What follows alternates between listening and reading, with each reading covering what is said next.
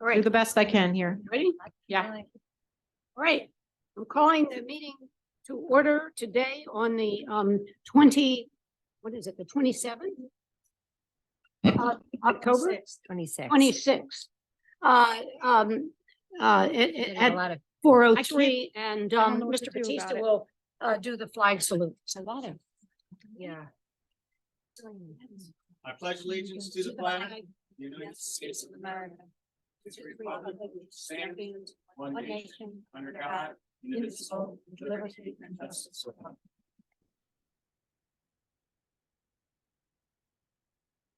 Okay. Well, it's a lot of them. Pursuant to the New Jersey Open Public Meetings Act, adequate and electronic notice of this meeting has been provided by posting on the bulletin board in the Beach Haven Municipal Building, on the borough website, and mailing the same to the Beach Haven Times, the Asbury Park Press, and the Press of Atlantic City. Mr. Batista, Here. Paul Miller, Here. Ms. Lambert, Here. Ms. Snyder, Here. Mayor Davis. Here. I don't know what else to do with that. At the land use board, you have to use the. The purple one. It's vibrating. I know, we're Yeah, having a I- problem. I have hearing aids and it's very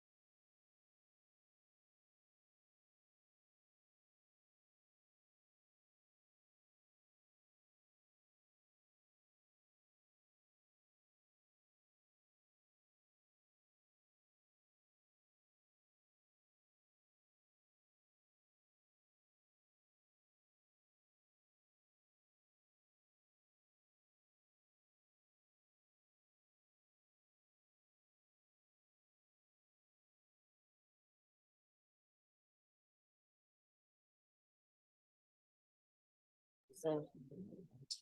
We're working on the sound, guys. This is not, what you hear right now is not the proper sound. It's echoing in the room. So give me a minute, please.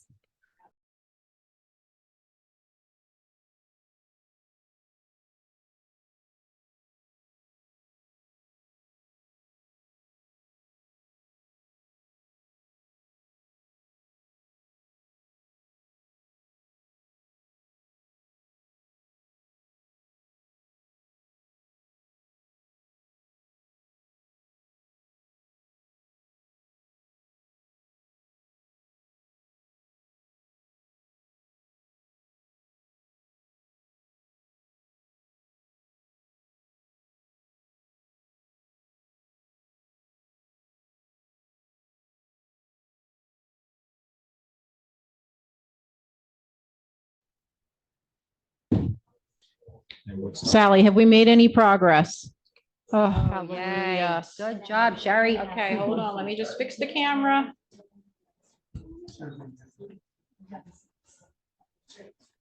I apologize. Right, we,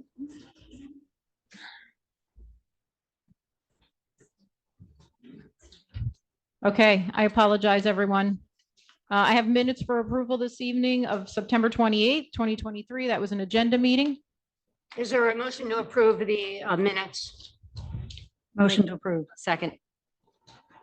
All in favor? Aye. Wasn't at that meeting, so. it's- Okay.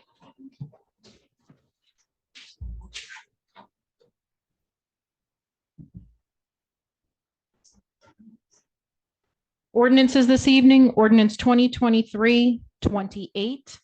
Ordinance of the Borough of Beach Haven adopting the amended redevelopment plan for block 166.02, lot 3, and block 170, lot 2 within the Borough of Beach Haven, County of Ocean, State of New Jersey, to amend a redevelopment plan for the former Brennan's and Foster's sites. First reading. This is first reading, so it's not open to public comment. Would anybody from the council like to comment? These are the exact same plans that we've been presented before, correct? Correct. Yes. You're At- not the mirror image. No, of- no, about Foster staying Yes, Foster's. Foster Yeah, staying okay. Fosters.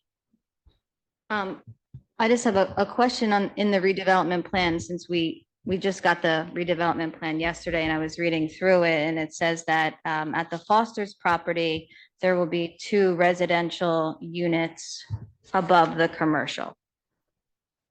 Yeah. So that's correct?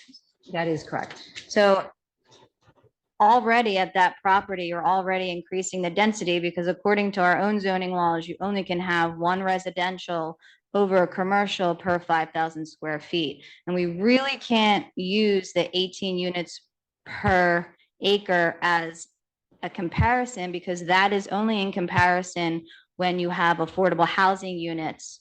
That's the zoning for that. So that really is, should not apply here.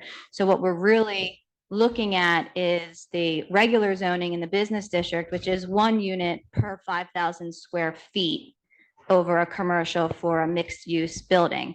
So on the one side now, at where Foster's previously was, you're going to have commercial on the bottom and 2 residential units, which we're not exactly sure what size they are going to be, because that's not in the redevelopment plan. So they're not held to any type of square footage. And then on the Brennan side, you have approximately an 8,000 square foot area with 1 commercial at the bottom and 4 1,800 square foot units. So I'm not exactly sure why we are giving this added density to save Foster's. It is not going to be Foster's. So I think, again, it's inappropriate to say that we're saving something that's not there to really be saved. I understand that we want to keep the business district commercial. We've tried to do that in the past with a lot of resistance from the business district on whether or not they can sell their property and build as we see fit, which I understand that. So I really am not comfortable with the redevelopment plan as it is. I don't think that we should be giving added density and not getting really anything as a borough. So I'm not in favor of this redevelopment plan.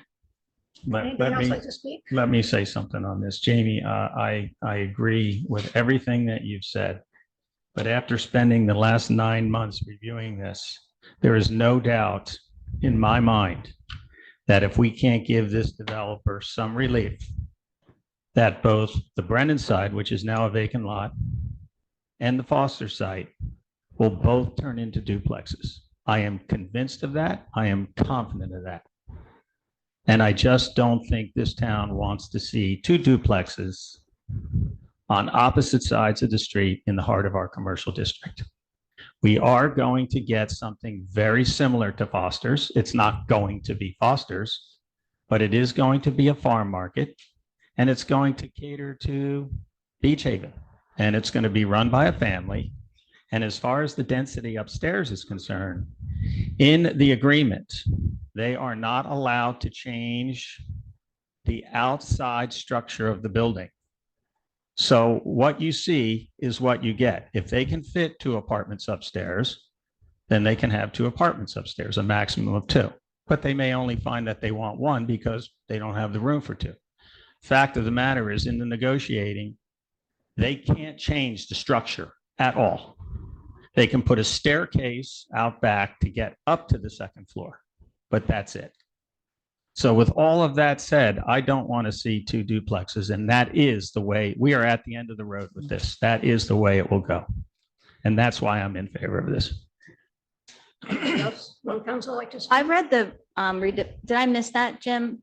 In the redevelopment plan about in the Foster side that the building has to stay the way that it is, that they cannot increase the square footage on a 2nd or possible 3rd floor. They can have outdoor patio seating, Okay, yeah. but they cannot change the structure at all. It will stay exactly as it looks right now, except for an exterior staircase out the back. And they've asked to put 2 of their walk-ins out the back. And all of that will be shown on the site plan that council has yet to agree on that. So we don't necessarily have to agree to that, but certainly the structure, and I was firm on this from day one, the structure stays as it is. Right, I understand that. You might have been firm, but I'm just want to make sure that it was in writing. It is. Well, I believe it is. I can't use that line of verse. Frank wrote the plan, Mhm. but I believe it is. And if not, this zoning is only available if you have a redevelopment agreement with the borough.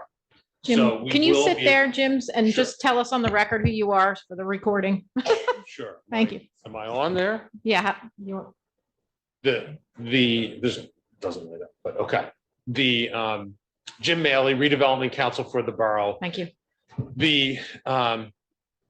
I can't cite you line and verse in the plan. Frank wrote the plan, but I can tell you that that was my understanding that's how it's to be addressed. And as a second layer, there's a redevelopment agreement required to be completed with the borough in order for a developer to take advantage of the zoning under this plan. So we even have a second opportunity to ensure that that condition and any other conditions that you might have are satisfied. But what if the property changes ownership after this redevelopment plan comes into effect? That's a good Let, one. let You me, still have to have an agreement, whoever that person is has to have an agreement with the borough in order to take advantage of this zoning. This isn't available to anyone that walks in the Alright. door. Okay, I understand that. I understand the redevelopment agreement on the Brennan side. It's just like standard quo of what we've been doing, status quo. But on the Foster side, the plan is to sell that property to a new owner. So then that new owner would have to enter in a redevelopment agreement, even though they're not a developer, but as a new owner, if they wanted to. let me, to make use of this zoning, you have to have an agreement with the borough. let me fill the blanks in for you, Jamie, on that, because we really spent a lot of time, particularly on that issue. And the uses that a new buyer, a new owner could do there are restricted to what's being there now. Any change of use that's permitted in that business district would have to come back to council, and the whole process would start all over again. And in the end, if this operator can't make it, in my professional opinion, it's not going to survive. And so our parachute for the borough on this is we have an option in this agreement that the borough will have the opportunity to purchase this property at fair market value. And the plan is to go to the county's Green Acre Fund. We've already spoken with them and offer this to the county and turn it into a Green Acres Park. That's the worst case scenario for this piece of property down the road. Just as a sideline to that, excuse me, I was looking into the Ocean County grant, excuse me, I'm sorry. And that whole process, that's by no means a lock. I mean, there are so many things that have to happen in order for us to be able to sell that to the county and for them to want to buy it. That's where most of the process comes Well, in. I have a lot of experience in that, Colleen. I actually was involved in Manahawkin where Carl Block wanted a piece of property that I owned on 72 there. If you're driving off of 72 on that whole right-hand side where McDonald's went to Burger King. And we sold that to the county. And I appreciate what you're saying because I was sitting on pins and needles on whether or not they actually wanted this, what it was going to go through and so forth. But I have had firsthand conversations with the people up there in the planning department, and they are thrilled to give Beach Haven some money. We haven't gotten a dime from the Green Acres Fund. They have hundreds of millions of dollars in that fund. They want to give us the money. They want to give us green space. We don't have any, and we have not made an application to them for green space. There's no doubt in my mind, the first piece of property that comes available that we want to turn into a park, we can't own it, but someone who we assign the rights to purchase it can own it, and then the county will buy it. There's no doubt in my mind. Okay, I'll have to research that a little more because when I was researching it, they said, and plus they look at it, first of all, they like green space. They like to keep open space. Once a building is there and we're talking knockdown, they're not quite as agreeable or amenable to jumping in. And the other thing is sometimes, and I didn't get the same feedback about, they consider us a wealthier town and they're less likely I don't to think so. jump at I wealthier would towns. disagree with that comment. Well, We've been paying. Everybody look at your tax bill. Mhm. Every quarter, you're paying to the Green Acres of Ocean County, every Mhm. single quarter. For years and years and years, there's hundreds of millions of dollars up there. and we We're have entitled gotten, to it and we should grab it when it's appropriate. yeah, we have And the gotten, fact of the matter is the Foster's deal has a parachute in there that if necessary, we can present this to them. but just to be clear, we have gotten Green Acres money in the past. So, I mean, it's not unheard of for us, but that's for our parks, basically. I worked with Mike on this and met with Emily many times, met with Mr. Pagnotta and the potential owner of Foster's. And I am supporting it. I mean, back in the day when you all were on council, the three of, this is leaps and bounds. I mean, it was designated a certain way and it is a certain way because for whatever reason. So moving forward, so we don't get two duplexes. And I agree with Mike. That's what we're going to end up with. I think that based upon the design that Mr. Pagnotta has come up with, and I'm not a fan of redevelopment. From the beginning, and everyone knows that, but I think that his plan, his design, although I'd like it to be 3 units and not 4, is a much improved plan than the original plan. The building materials are better. It's stepped back. It makes more sense. The sidewalks, the porch, aesthetically, it's much more pleasing. And we only would have one, and Foster's is not going to be Foster's. It's never going to be Foster's. I mean, there's a lot of improvement could have happened at Foster's back in the day as well. This potential owner, we worked very hard to try and get a farmer's market. We've said that many times. It didn't, unfortunately, it wasn't in the cards. This potential buyer has agreed to not only have restaurant seating, but to implement some kind of a farmer's market, possibly pies. I'm not, that's not written in stone, but he has assured us that he will provide that for us. So I am in favor of it. And the upstairs is going to be 2 units, but it's not any bigger. That's, as hopefully you understand that. I know you understand everything, but I am supporting this. I would have much rather have the gas station stay there and turned it into like a little bar like they have in Austin, Texas, I but agree. that doesn't happen here in Well, Shaven. My comment is I support this as well. I feel very strongly that we want to do everything in our power to keep a business area on Bay Avenue in Beach Haven. As you know, when you drive up and down the island, we're really the only town that actually has a business area that's walkable.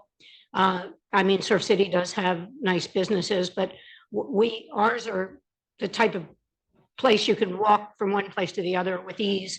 And the idea of having a farm market and some sort of eatery there is something that we need more of in the summer. The person that is opting to buy it has been successful in these ventures. To me, it's a way we can keep a business district in Beach Haven. We at one point, we tried to say, well, if you have a place in the business district, you have to keep a business. And the business owners in town were very unhappy about that because they felt that they couldn't, their real estate value would go down because single family homes are the most desirable.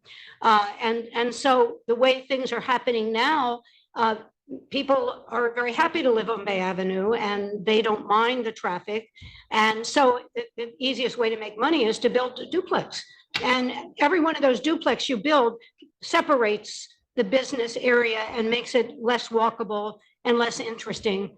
And so that's why I'm supporting this. I think, I know Mike and Kitty worked very hard, and I think it's a good plan. I just have one more kind of, I'm still a little confused on one thing, and I thank you, Michael and Kitty, for work. You did work very hard on this, and I do like the look of the Brennan's property aesthetically, how Mike has designed it with, moving back the second and the third floors. I would be more comfortable if it also was less units, of course. I think we all would be, but I'm just confused, and I just like for, being transparent. So Mike Pagnotta is not going to sell the old Foster's building to new owners unless we give him the density on Brennan's.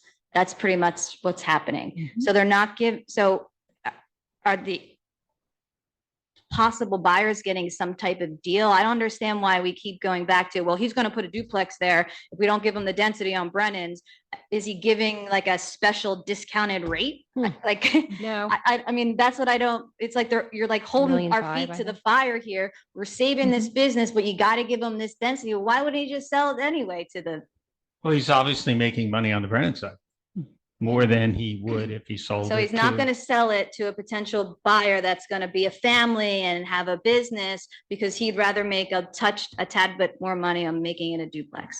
That's it in a nutshell, pretty much. Okay. I would also add, Jamie, When you, I you believe, designated this were the area. architect behind the ordinance Yeah. to change the zoning in our business district on Bay Avenue to prohibit single family.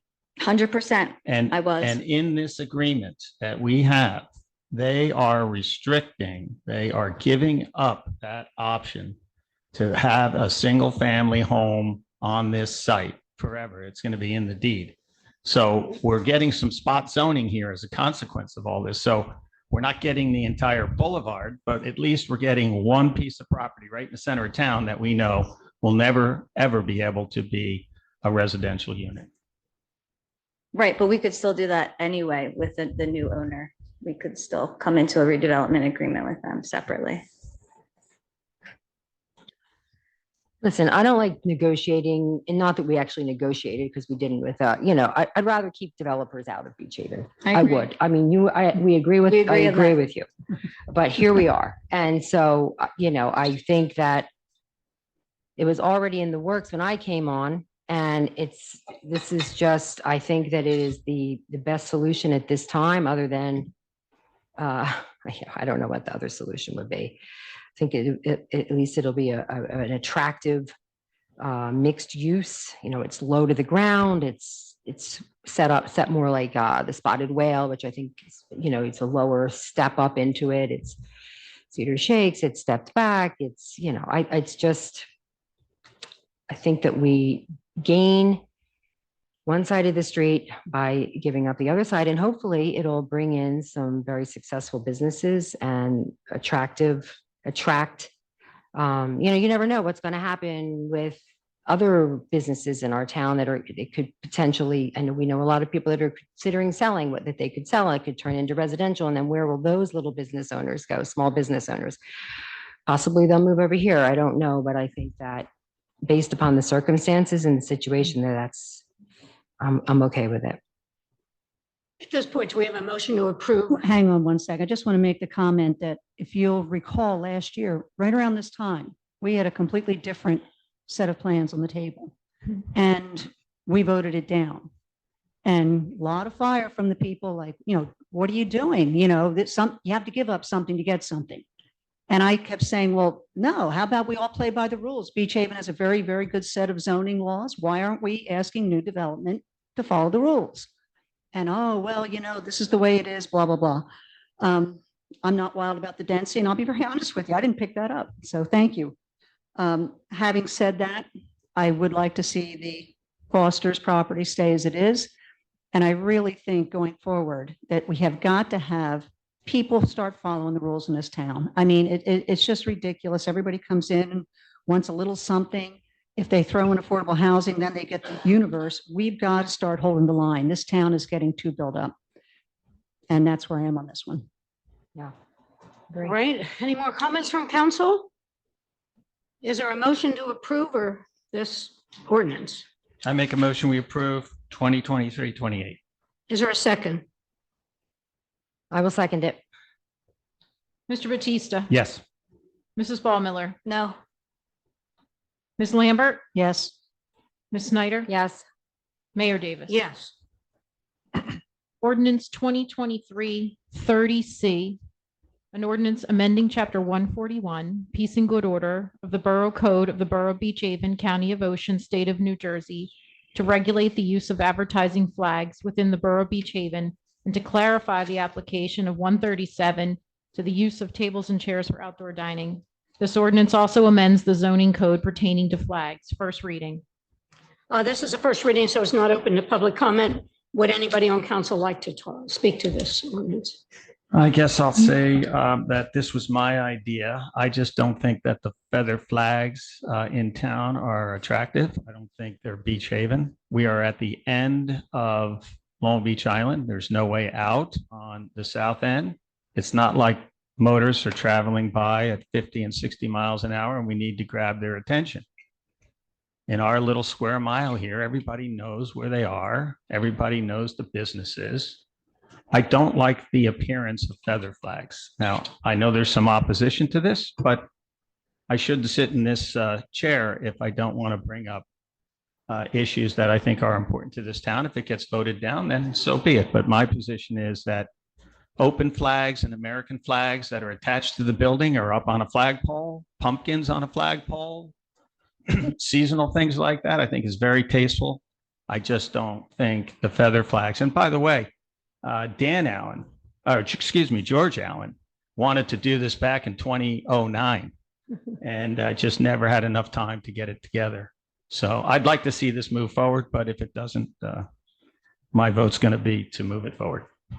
Anybody else like to speak to this? I wasn't at the last meeting when you discussed it, but I just know from past experience that we should really be a little bit more transparent with the businesses rather than just putting something as an ordinance before, just kind of having a conversation with them. So I did mention to Sherry to possibly, a little communication. I do think that some businesses have tasteful feathered flags, but then some others kind of take it a little bit more with the open and this and that, but maybe if we had a conversation with the businesses and, they come together and kind of call each other out on what looks good and what doesn't look good, and then regroup with an ordinance. I just don't like telling them without having a conversation with them based on my past experience with the business district. So That's reasonable.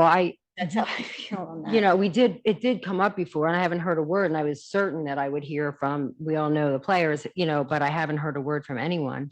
But I do think that the last thing I want to do is, although I do really hate the feather flags. I mean, some of them, as you said, look, beautiful, especially if they're just the name of your business. Right, they're definitely But- not encouraged. Yeah, with all the different, it's like, pizza, tacos, it's just, to me, it cheapens the look of our town. And one of my goals on council is to help the beautification of the town and improve the look of Main Street or Bay Avenue. And I think that this would really is a step in the right direction. That being said, I'm more than willing to let this, to postpone this till next meeting, just so that we can get as much feedback as the Yeah, businesses want to give us, so that we don't, I think that's the hard enough to make. Yeah, Yeah, just the I part of understand. the feathered flags. The rest of the ordinance, I agree with. We really have to clean up some of the outdoor dining and this and that. But as far as the feather flags, I just know that it's nice to have a conversation first before, yeah. Yeah, I agree with that. We've been through that. How many meetings? And, ironically, the business district, when the business owners, when we started talking to them about the zoning issue, they're like, well, we didn't know you were doing that. And we're like, well, it's on the agenda. And they're like, we don't read that. So I I think with something like this, maybe, I don't know, Sherry, can we reach out? We have a list of all the business owners and just send them a gentle reminder that something that they may be interested in is on the agenda. And because my initial thought before anybody spoke was, I want to get input. Let's hear where we stand. Personally, they don't really bother me, but that's just my own opinion. So let the businesses weigh in. My comment is I'm in favor of this ordinance. We did discuss it. I know there were some business owners have come to me. Nobody's come with a strong objection. There's not very many businesses in town that have these. I do think that the town would look much nicer without them. I don't know why we couldn't pass this on first reading and then send a message out to the business owners, and they can come and speak at the next reading, and we turn it down just to go forward with this. I just think to postpone, we postponed it already That's once. a good idea. And the rest of the ordinance is very, very clear, and everybody likes it, dealing with outdoor seating. So I would like to just pass it in first reading, and if there's a huge objection at the next meeting, at second reading, we can then postpone it or not vote on it. Okay. That sounds very That sounds reasonable. great. All right. Now, so is there a motion to approve this? I'll make a motion. Is there a second? Second, Mr. Batista, yes. Mrs. Ball Miller, Yes, Ms. Lambert, Yes. Ms. Snyder, Yes. Mayor Davis. Yes.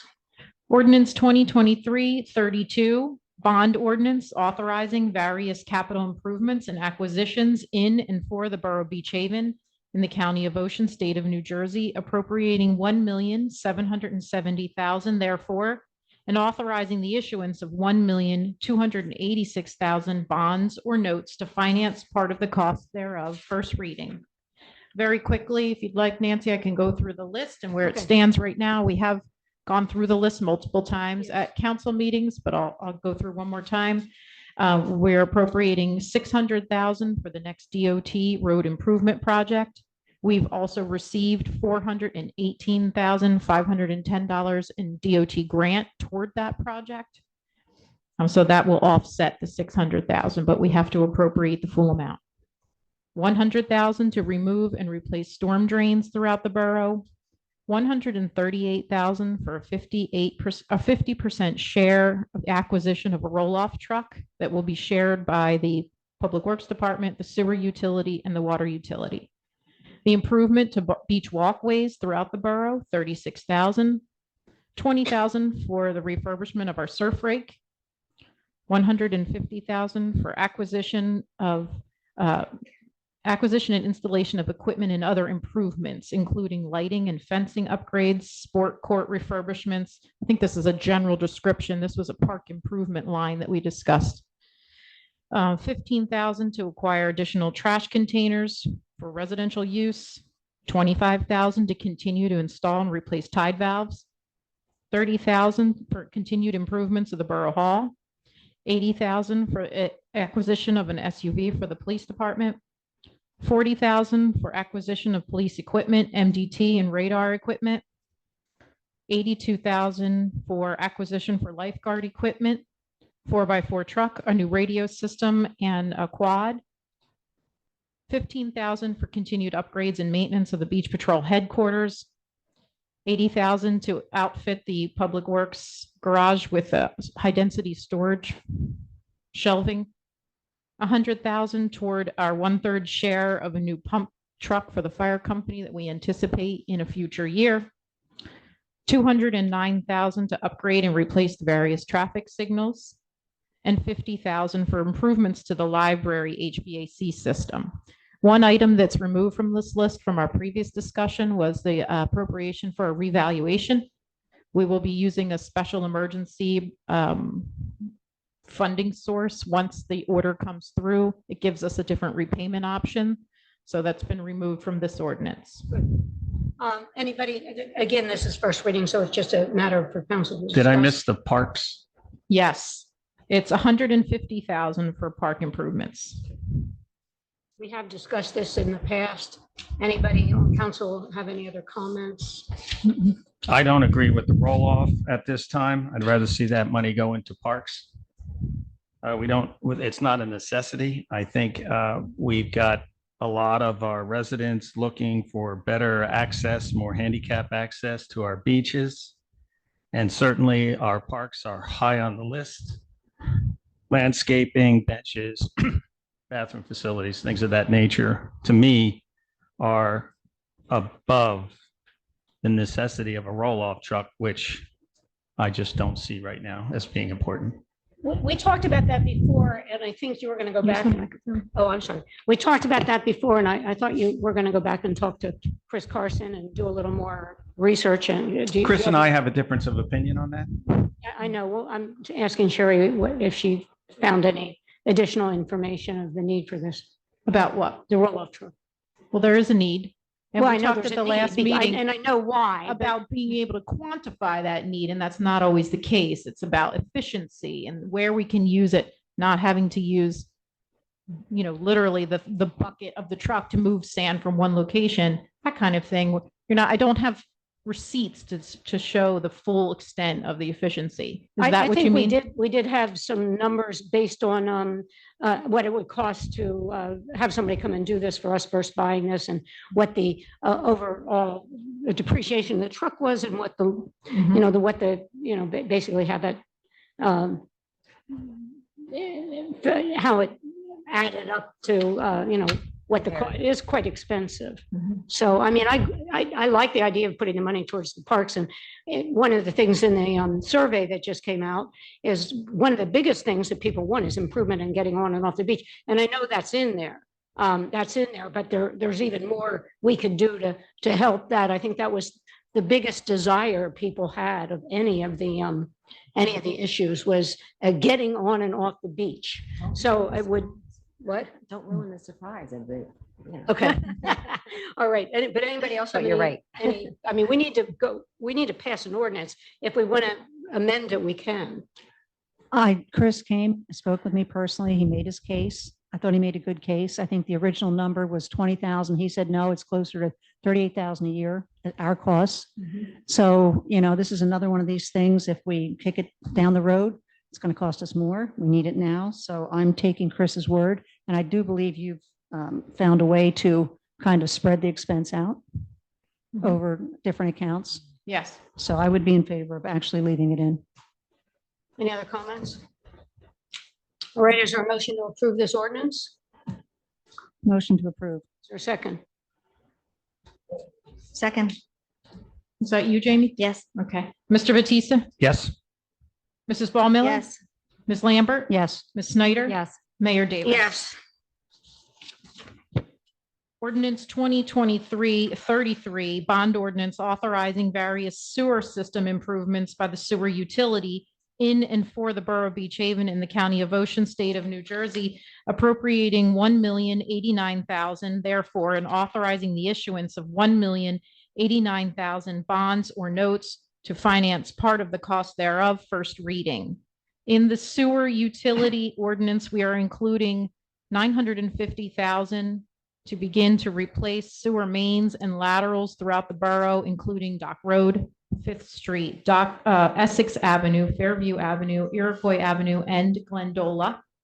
We are covering 50% of a dewatering pump trailer for $25,000, $45,000 for a 25% share of that roll-off truck we just discussed, and $69,000 for acquisition of a new pickup truck for this department, with a total of $1,089,000. Is there any discussion relating to this bond ordinance? Well, I don't think anybody should be concerned or alarmed that your taxes are going up because of this. As everybody knows, we acquired the sewer authority 3 or 4 months ago. In that acquisition, there was $2 million in cash in the bank. We now have access to their levy of just about $2 million a year. So all of this funding will come from that, and it won't cost us anything from our water utility or our general fund. Thank you. Is there a motion to approve this ordinance? I make the motion, we approve this? Is there a second? I'll second it. Mr. Batista, Yes. Mrs. Ball Miller, Yes. Ms. Lambert, Yes. Ms. Snyder, Yes. Mayor Davis. Yes. Ordinance 2023-34, bond ordinance authorizing various water system improvements by the water utility in and for the Borough of Beach Haven in the County of Ocean, State of New Jersey, appropriating $484,000 therefore, and authorizing the issuance of $484,000 bonds or notes to finance part of the cost thereof. Again, is there any discussion among council? Originally, when we looked at the water utility, we had anticipated that we would be ready to move forward with phase 3 of the water main project. The phase 3 project was 1.7 million. We've decided to set that aside. We are just about to undertake phase 2. So we're going to pull that off and see how we progress with phase 2. When we're ready, we will introduce that, try to fund that phase 3. So this particular ordinance includes $75,000 for continued well repairs, $100,000 for plant improvements.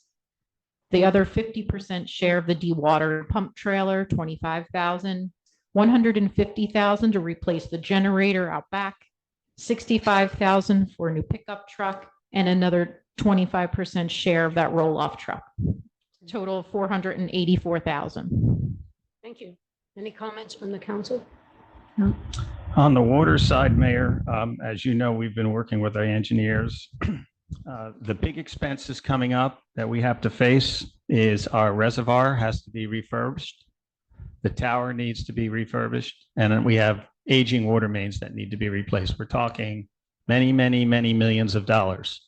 So as we move forward here in the next 12 to 24 to 36 months, we have to be looking to the New Jersey Department of Environmental Protection and their funding options that are in place right now for a lot of this money.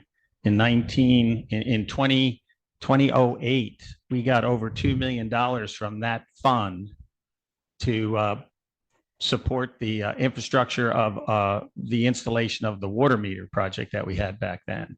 So in 2022, the Biden administration implemented the deficit reduction plan and put into that funding, that bill, billions of dollars, hundreds of millions of dollars to give to towns to replace their water mains. And so we should be looking at that money, and we've had discussions with them already, and we're working to get that. So the bigger picture is what's coming down the road. Thank you. Is there a motion to approve? I'll make a moved. motion. Yeah, second or whatever. Thank you. Yeah, whichever. Mr. Batista, Yes. Mrs. Ball Miller, Yes. Ms. Lambert, Yes. Ms. Snyder, Yes. Mayor Davis. Yes. All matters listed under item consent agenda are considered to be routine by the municipal council and will be enacted by one motion in the form listed. Any items requiring expenditure, excuse me, are supported by a certification of availability of funds, and any item requiring discussion will be removed from the consent agenda and discussed separately. All consent agenda items will be reflected in full in the minutes. Resolution 185 is authorizing the Land Use Board to review a proposed amended redevelopment plan for Block 166.02, Lot 3, and Block 170, Lot 2, within the Borough of Beach Haven, County of Ocean, State of New Jersey. Resolution 201 is encouraging legislators to provide fair and equitable distribution of discretionary spending appropriations in the annual state budget for key programs. Resolution 204 is approving an amended settlement agreement in the matter of Drury v. Serbo, docket number OCN L215220. 205, Resolution 205 is amending the borough's personnel policies and procedures manual. And Resolution 206 is acknowledging the hiring of Robin Young Senior as part-time building inspector trainee. Would anybody on council like to remove any of these items for further discussion? No. No, so do we have a motion to approve the resolutions? Motion to approve the resolutions. Is there a second?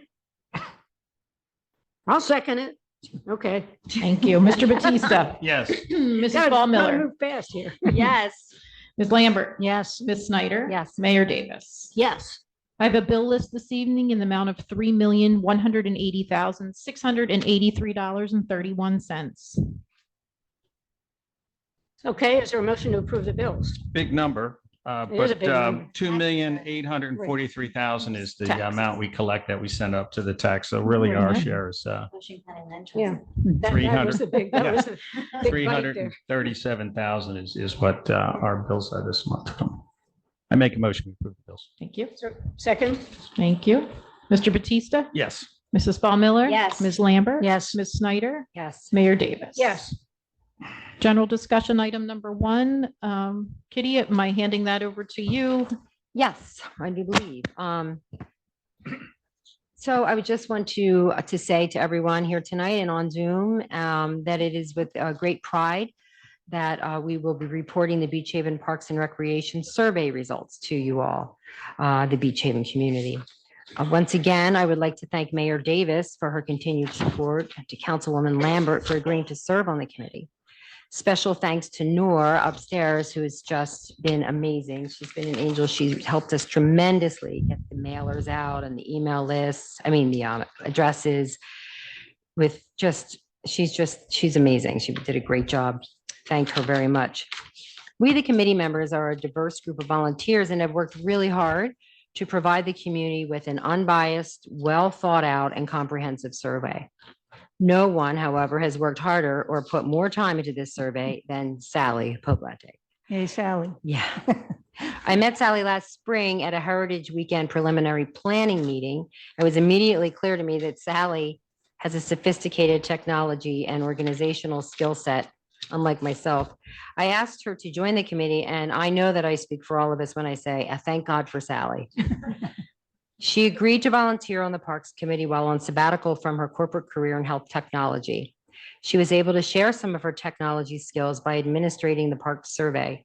In addition to the Parks Committee, she served on the Beach Haven Chamber of Commerce in 2021 and is also helping to organize Heritage Weekend celebration in May 2024.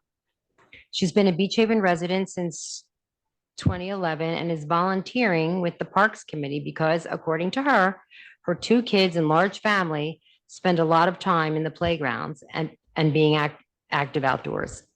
She is also on the board of a nonprofit that educates kids about nature in New York City parks and beaches. Sally and her husband, John Pressman, and their extended family have a vested interest and love in Beach Haven. Sally has invested her valuable time to help establish this committee, get it moving, and make sure it's working. So with no further ado, it is my pleasure, and I know Colleen's as well, to introduce to you Sally.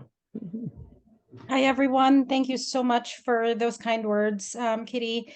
It's been a pleasure to be part of this committee and to conduct this survey and really hear from Beach Haven residents.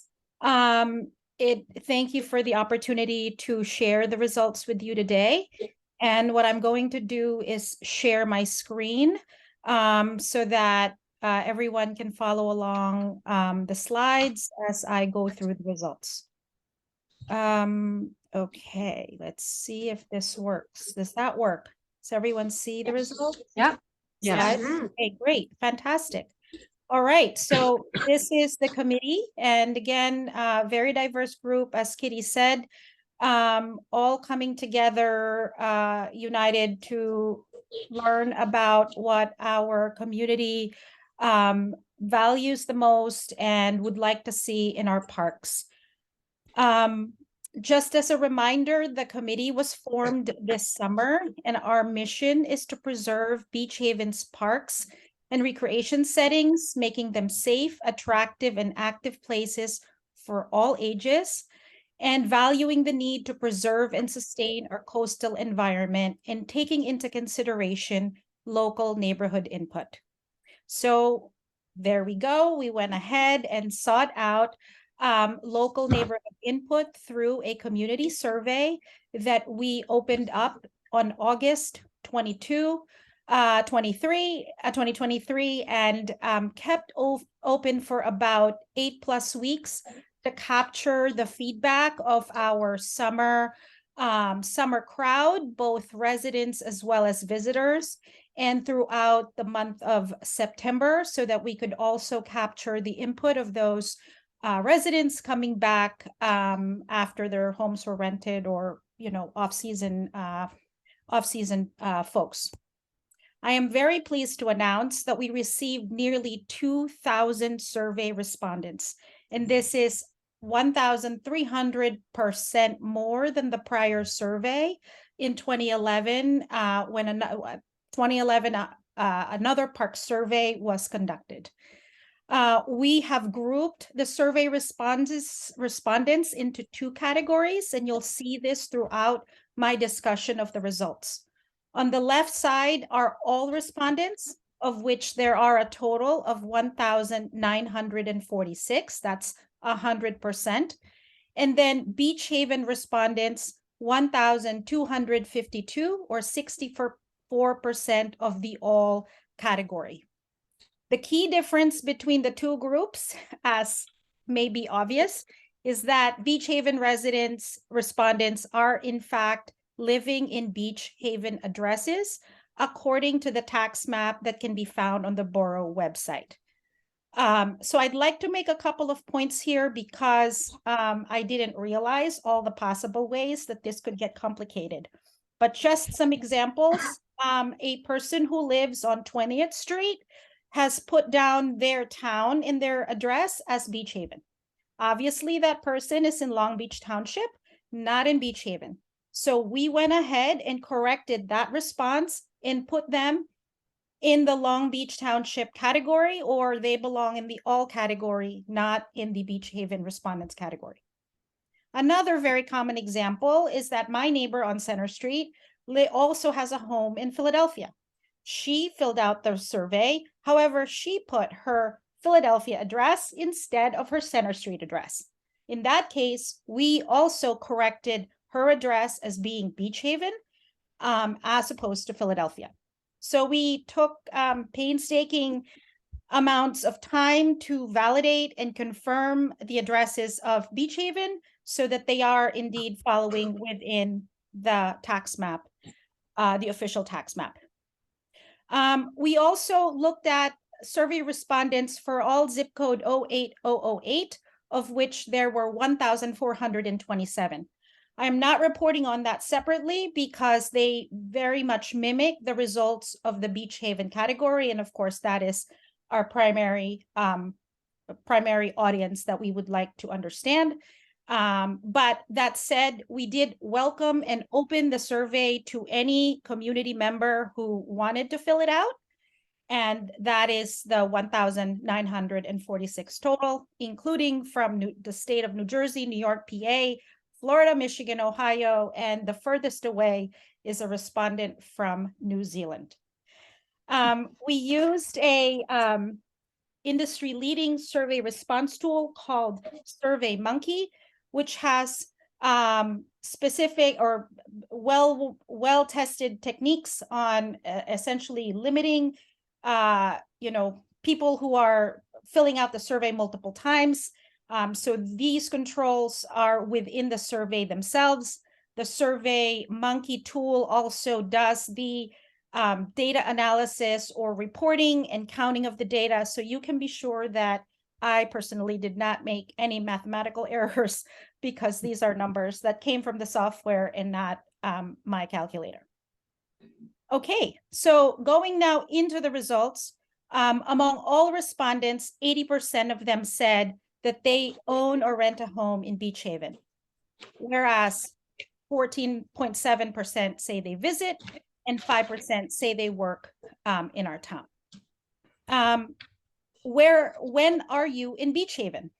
I have circled in that red circle that 95% of the Beach Haven respondents are in our town a lot. They use our parks all year. That is the green bar, or 29.7%, or summer and other times of the year at 65%. So in total, that is 95% of the Beach Haven respondents are here a lot using our parks during the summer as well as the off season. And boy, do they enjoy our parks. So in terms of age, I am most proud of this chart because this shows that we received strong representation from all age groups. As you can see here, the orange bar is 71 and over, and the blue bar is the 19 to 40. I won't tell you which bar I belong in. However, I'm very happy to say that, we had nearly as much orange, 71 and above, as there were 19 to 40-year-olds. And of course, 41 to 60, obviously the strongest bucket. And then also a very healthy group of 61 to 70. Parents and grandparents took the time to write down in their survey that they were responding in behalf of their grandchildren who use and love our parks. And that was such a sweet thing to see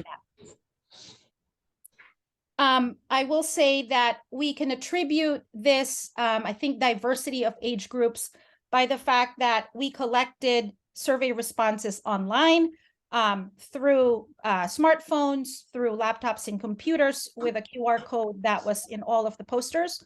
But also with the help of the borough, we did conduct a mailing to over, I think, 2,500 taxpayers and received a healthy response back of paper surveys that we then, entered into entered as part of this result as well. Okay, and then moving right along, which parks and recreational areas do you enjoy?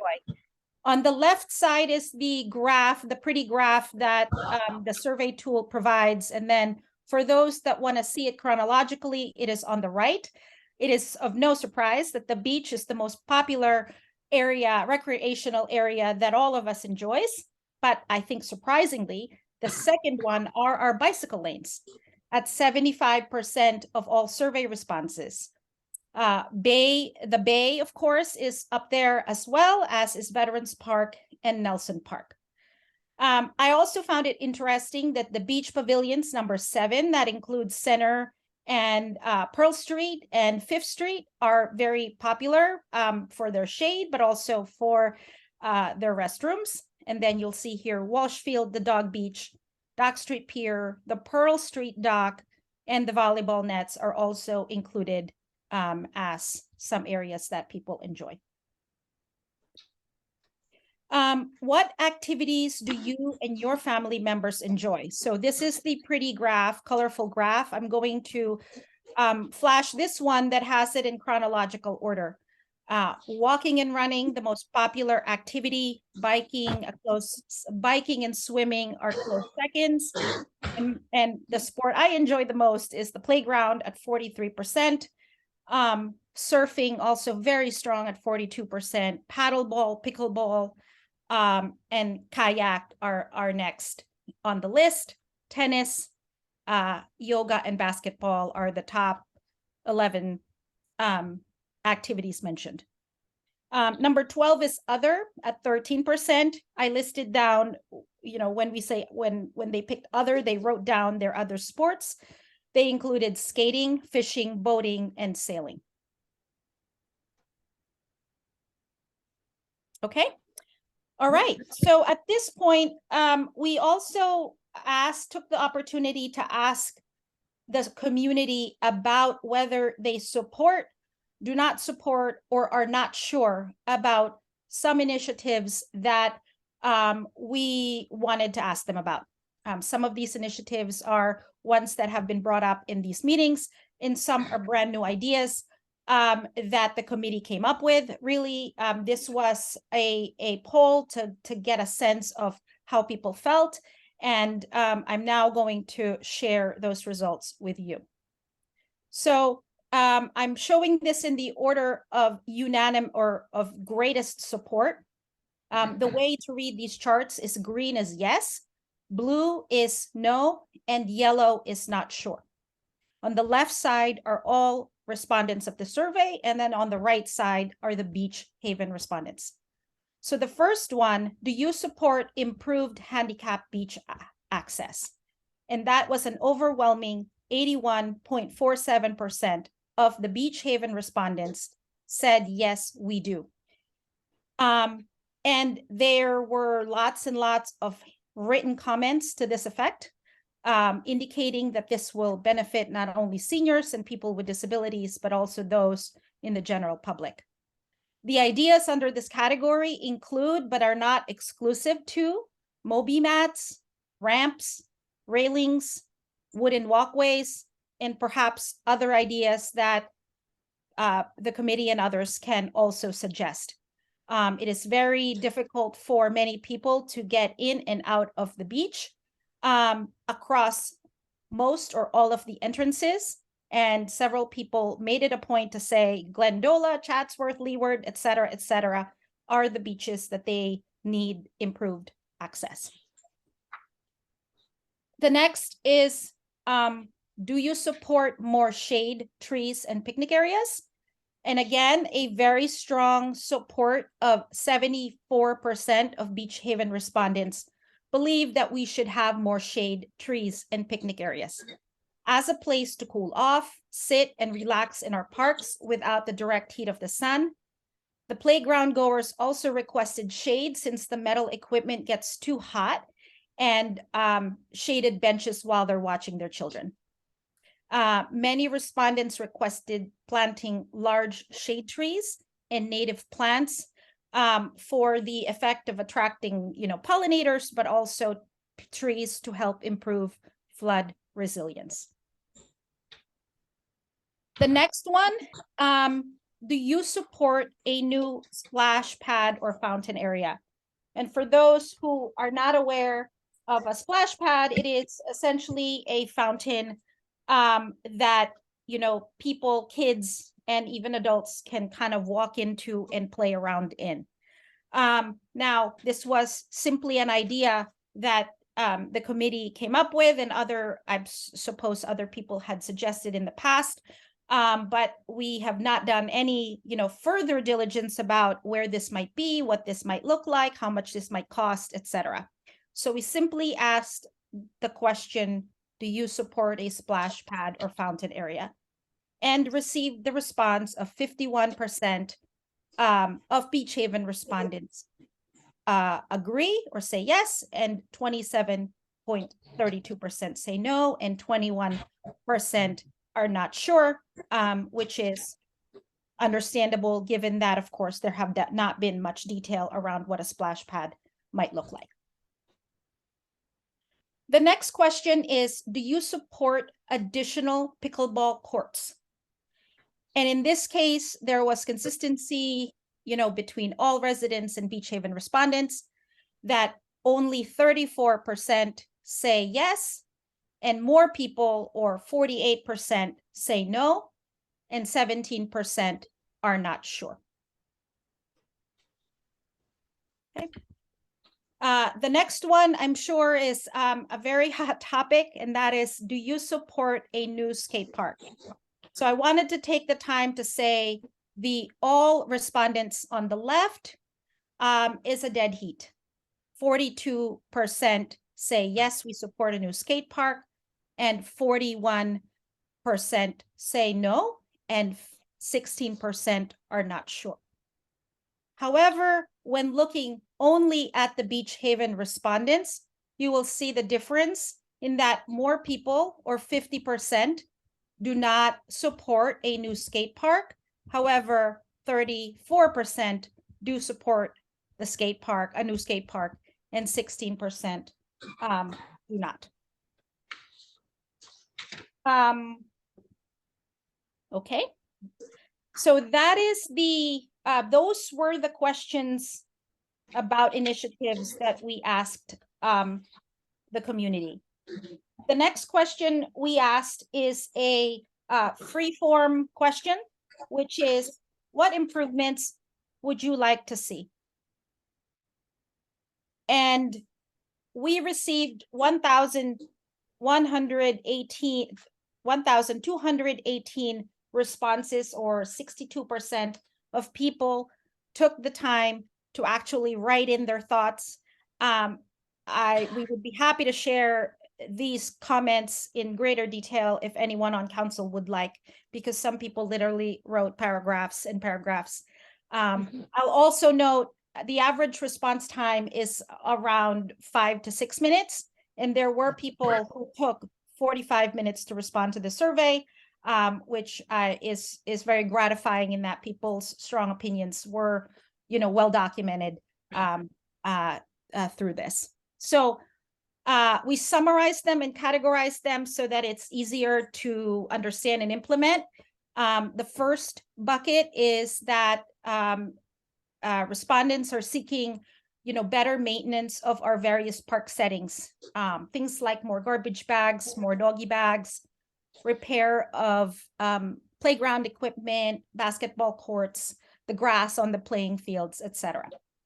The next most common is to increase the utilization of the existing parks, such as Walsh Field and Veterans, and the grass area at Bay Village, such as adding picnic tables and benches, having more activities for children, adding new playground equipment, bocce courts, volleyball courts, bike racks, and so forth, with 108 people saying something similar to that.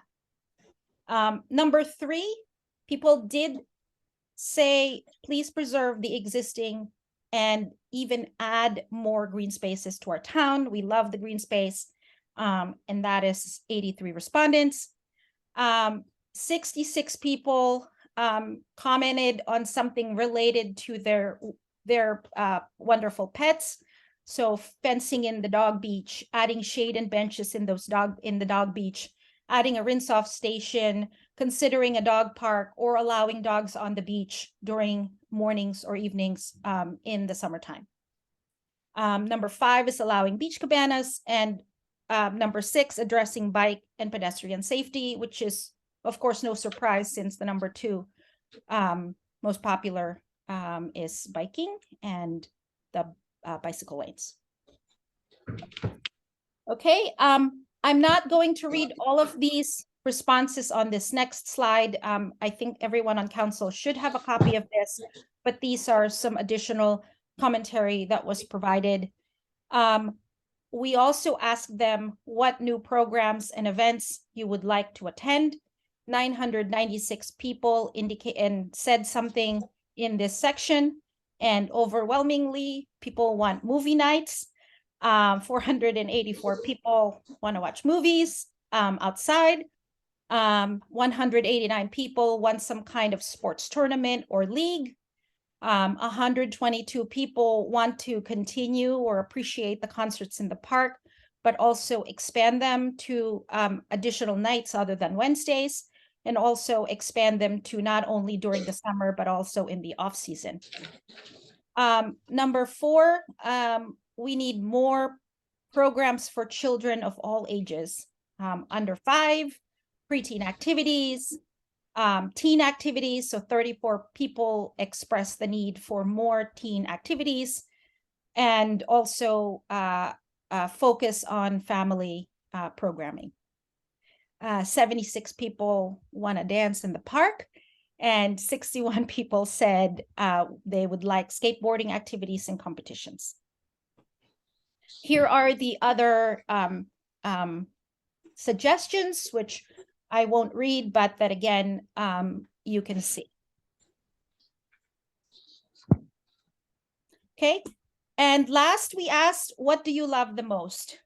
So this is a word cloud that the software basically made into the larger font, those words that were written down the most. And I think our survey showed everyone loves our beaches. They love the open space. They love how clean, well-maintained, and well-kept our parks are. So with that, I just wanted to close with a tremendous amount of pride in our town, and a big, thanks to everyone in our borough who is involved in maintaining and cleaning and preserving the parks and beaches and the bay of our town, because it is a big point of pride, and the reason that many visitors come to Beach Haven, and why so many of us love living here. So with that, I'll just close with the next steps. Today, we are sharing the survey results with the council, and the PowerPoint deck can be made available to the community. Our committee will continue to dig into the details of all the things that were suggested, doing more studies on feasibility, cost estimates, design, etc., after we have received, the council's input. We're also gonna check in with other towns so that we can keep tabs on what other things the towns are doing well, and learn from their experiences.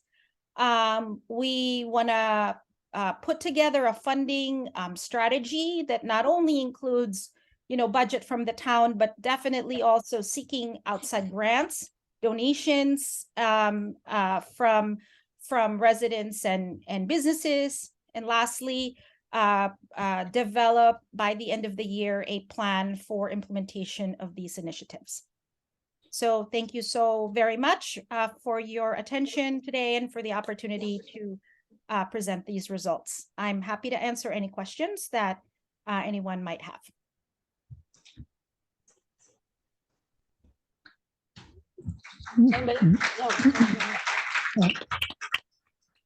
I would just like to say before Sally, I know she's hanging in there. Kitty already mentioned it, but we cannot understate what this lady brought to this survey. I mean, it was incredible.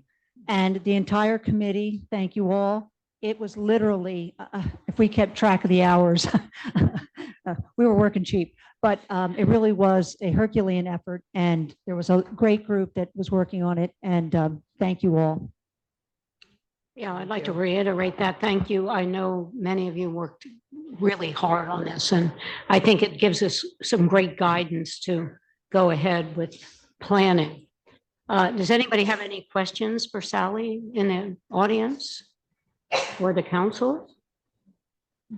Yes. Will this survey results? You should come up to the mic. When you get, I hate to ask you to get up, but it has to be recorded. Thank Name and you. address. Martha Lodge, 122 2nd Street. I'm just wondering if the results will be available online. Well, the results, yes, they Absolutely. will be, and you should be able to get them on our website. Anybody else? Anyone on council? I'd like to thank the mayor. I know this was a struggle to get the committee organized. It was an outreach from public comment earlier in the season here, and it wasn't an easy task. And the mayor worked very hard to get it together, made a lot of compromises. And so I think the outcome is great for our town. Thank you, Mayor. Thank you, Mike. I appreciate that. And thank you, Kitty, for all your hard work and, Oh, and everybody else that, Believe me, I mean, did Sally very in little compared to particular, but most. I know many of you were running around looking at different things to see how many people were utilizing different activities in town. So it was quite a lot of work, and I think it's allowing us to focus and think more about where we want to expand. But I find it, I think it's extremely helpful, at least in my brain, to look into the future. So I thank you, all of you, for your I was hard work. really And happy. Noor, I was really happy with the turnout, the respondents, the number of respondents. I think it's important to, as council members, to keep it in mind as we move forward. I'd also like to mention that when we did the survey in the past, we hired a professional person that cost us a bit of money. This was done.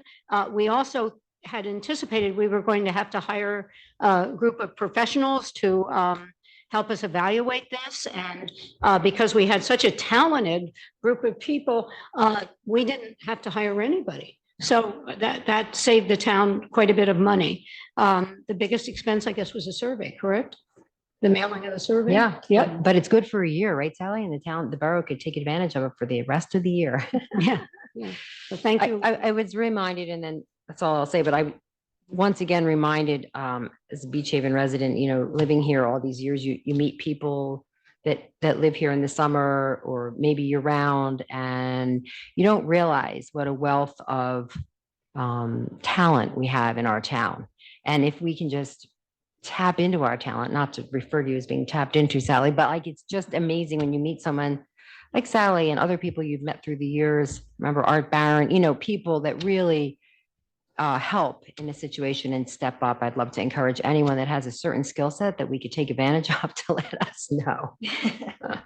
I'd also like to mention, and Kitty made me think of it, but it's wonderful that we had such a diverse group of people that filled out the survey, not just people that live here all year round, people that have summer homes, but people that, and I talk to people like this, they'll come to me and they'll say, I rent a house. It's all I can afford for 1 week every summer in Beach Haven. And I love it. This is the thing I really look most forward to doing. And, it's really wonderful to know that there are people that love our town. This week they have here is so special. And I don't think we want to forget those people. And I think it's wonderful. They had an opportunity to add their feelings to this survey. Thank you. Okay. Okay, so I guess if nobody has any more comments on Thank you, this, Sally. we'll move on to the Thank next topic, which is the sewer laterals. Yep, Mike, you want to handle that one, the ownership of the sewer laterals? Sure, thank you. This infrastructure that we have both in sewer and water, there are mains that run down the middle of our street, and then tapped off the mains are the laterals that feed your home. The water utility department has been a part of the borough for a very long time. And the borough owns the laterals from the main to your meter box. And then the homeowner takes charge of the water system from your meter box out on the curb into your home. So if there's anything that goes wrong, the borough's responsible from the meter pit out to the main, and we are responsible for the meter pit into the house. It's the opposite for the sewer system. The sewer authority didn't take any ownership for a long time, since the beginning, of the lateral from the main to the house. And so in the last couple of weeks, we've had to deal with a couple of issues where a single woman living at home had an issue where they had a blockage in their sewer system. What that homeowner didn't realize was that they owned that lateral from their house all the way out to the middle of the street. And it turns out that the clog was in the middle of the street. And so the borough really couldn't get involved in assisting, except to facilitate an emergency response from the contractors that work for the borough on water and sewer projects. So I think that in all fairness to all of us, that it is in everyone's best interest that the borough now take control of the sewer laterals from the main to the clean out next to your curb. And as a consequence of that, if you had a problem with your sewer system and it was in the street, the borough would deal with that. But if it was from the clean out to your house, that would be something that you would have to deal with. Again, the sewer utility that we own is well financed, has well capitalized, and we have to think about how to move forward to take charge of all of these sewer laterals.